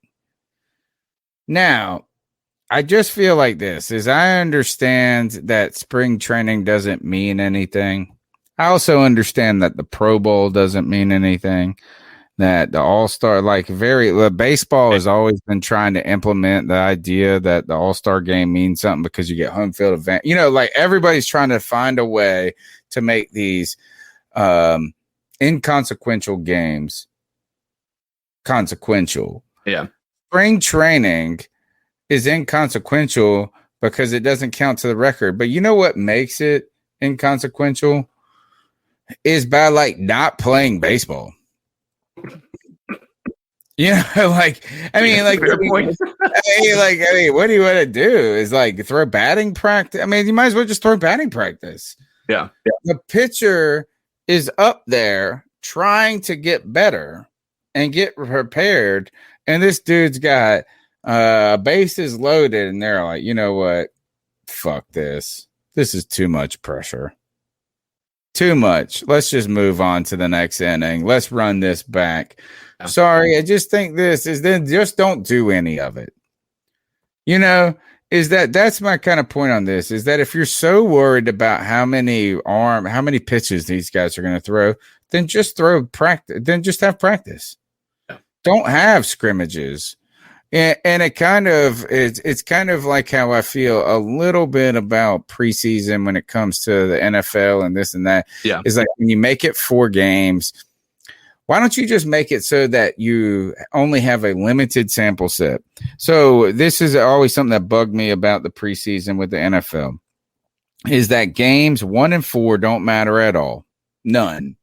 You're not going to see any of the starters. You're not going to see any of this. It's the 3rd game. You're going to see them for maybe a half. Yeah. Well, then just play 1 game with the starters, right? Week 1, and then put them to the shelf for the rest of the time, and then play the other bustas and let them get some practice. Yeah. But fake play is just not. I mean, you might as well. Like, I don't want to watch it. So, or I don't even want to watch it. I don't even think they should want to play it. So I'm going to tell you, the mercy rule is okay for 12-year-olds getting slugged out 27-0, but the mercy rule is not okay for a first-round draft pick in the Major League Baseball league. Sorry. So ice up. All right. This is C3 Panthers podcast. My name's Tony Dunn. You can follow me on Twitter at @cat_chronicles. And we're here every Tuesday night live, 9 p.m. You see the number on the screen, 252-228-5098. All the information is in the show notes. Oh, shit. I was meant to put the Manscaped plug. Look, if you want to trim your junk, use the code C3POD when you go to Manscaped. You'll hear it if you're downloading the audio version of this. We got to add and stuff like that. CK, how can they find your gaming? You can find me on Facebook at Coat Dizzle Allen is my name on Facebook Gaming. And, hey, just come check it out. Just say, hey, what's up? Let me know you're from C3. I'll give you a nice epic shout out. Yes, please. And look, as I'm telling you, when you see people on the internet trying to pierce through the noise and you are friends with them, you know them, what's the harm in sharing it, liking, subscribing, all of that? It's free. Do it. It helps us. It helps everybody. Like I see this is every time any of my friends are doing it, I'm like, retweet. People are like, damn, you a retweeter. Yes, I'm a retweeter. I'm trying to help us. I'm a retweeter. All right, guys, we're out of here. We got to go. Cody, go slay some mugs in whatever game you're going to play. All right, we'll do, man. You have a good one, man. Good night. Laters. Looking for a fun way to win up to 25 times your money this basketball season? Test your skills on Prize Picks, the most exciting way to play daily fantasy sports. Just select 2 or more players, pick more or less on their projected stats, and place your entry. You could turn $10 into $250. Right now, Prize Picks will match your first deposit up to $100. Just visit prizepicks.com/fan and use code FAN. That's code FAN at prizepicks.com/fan. Must be present in certain states. Visit prizepicks.com for restrictions and details.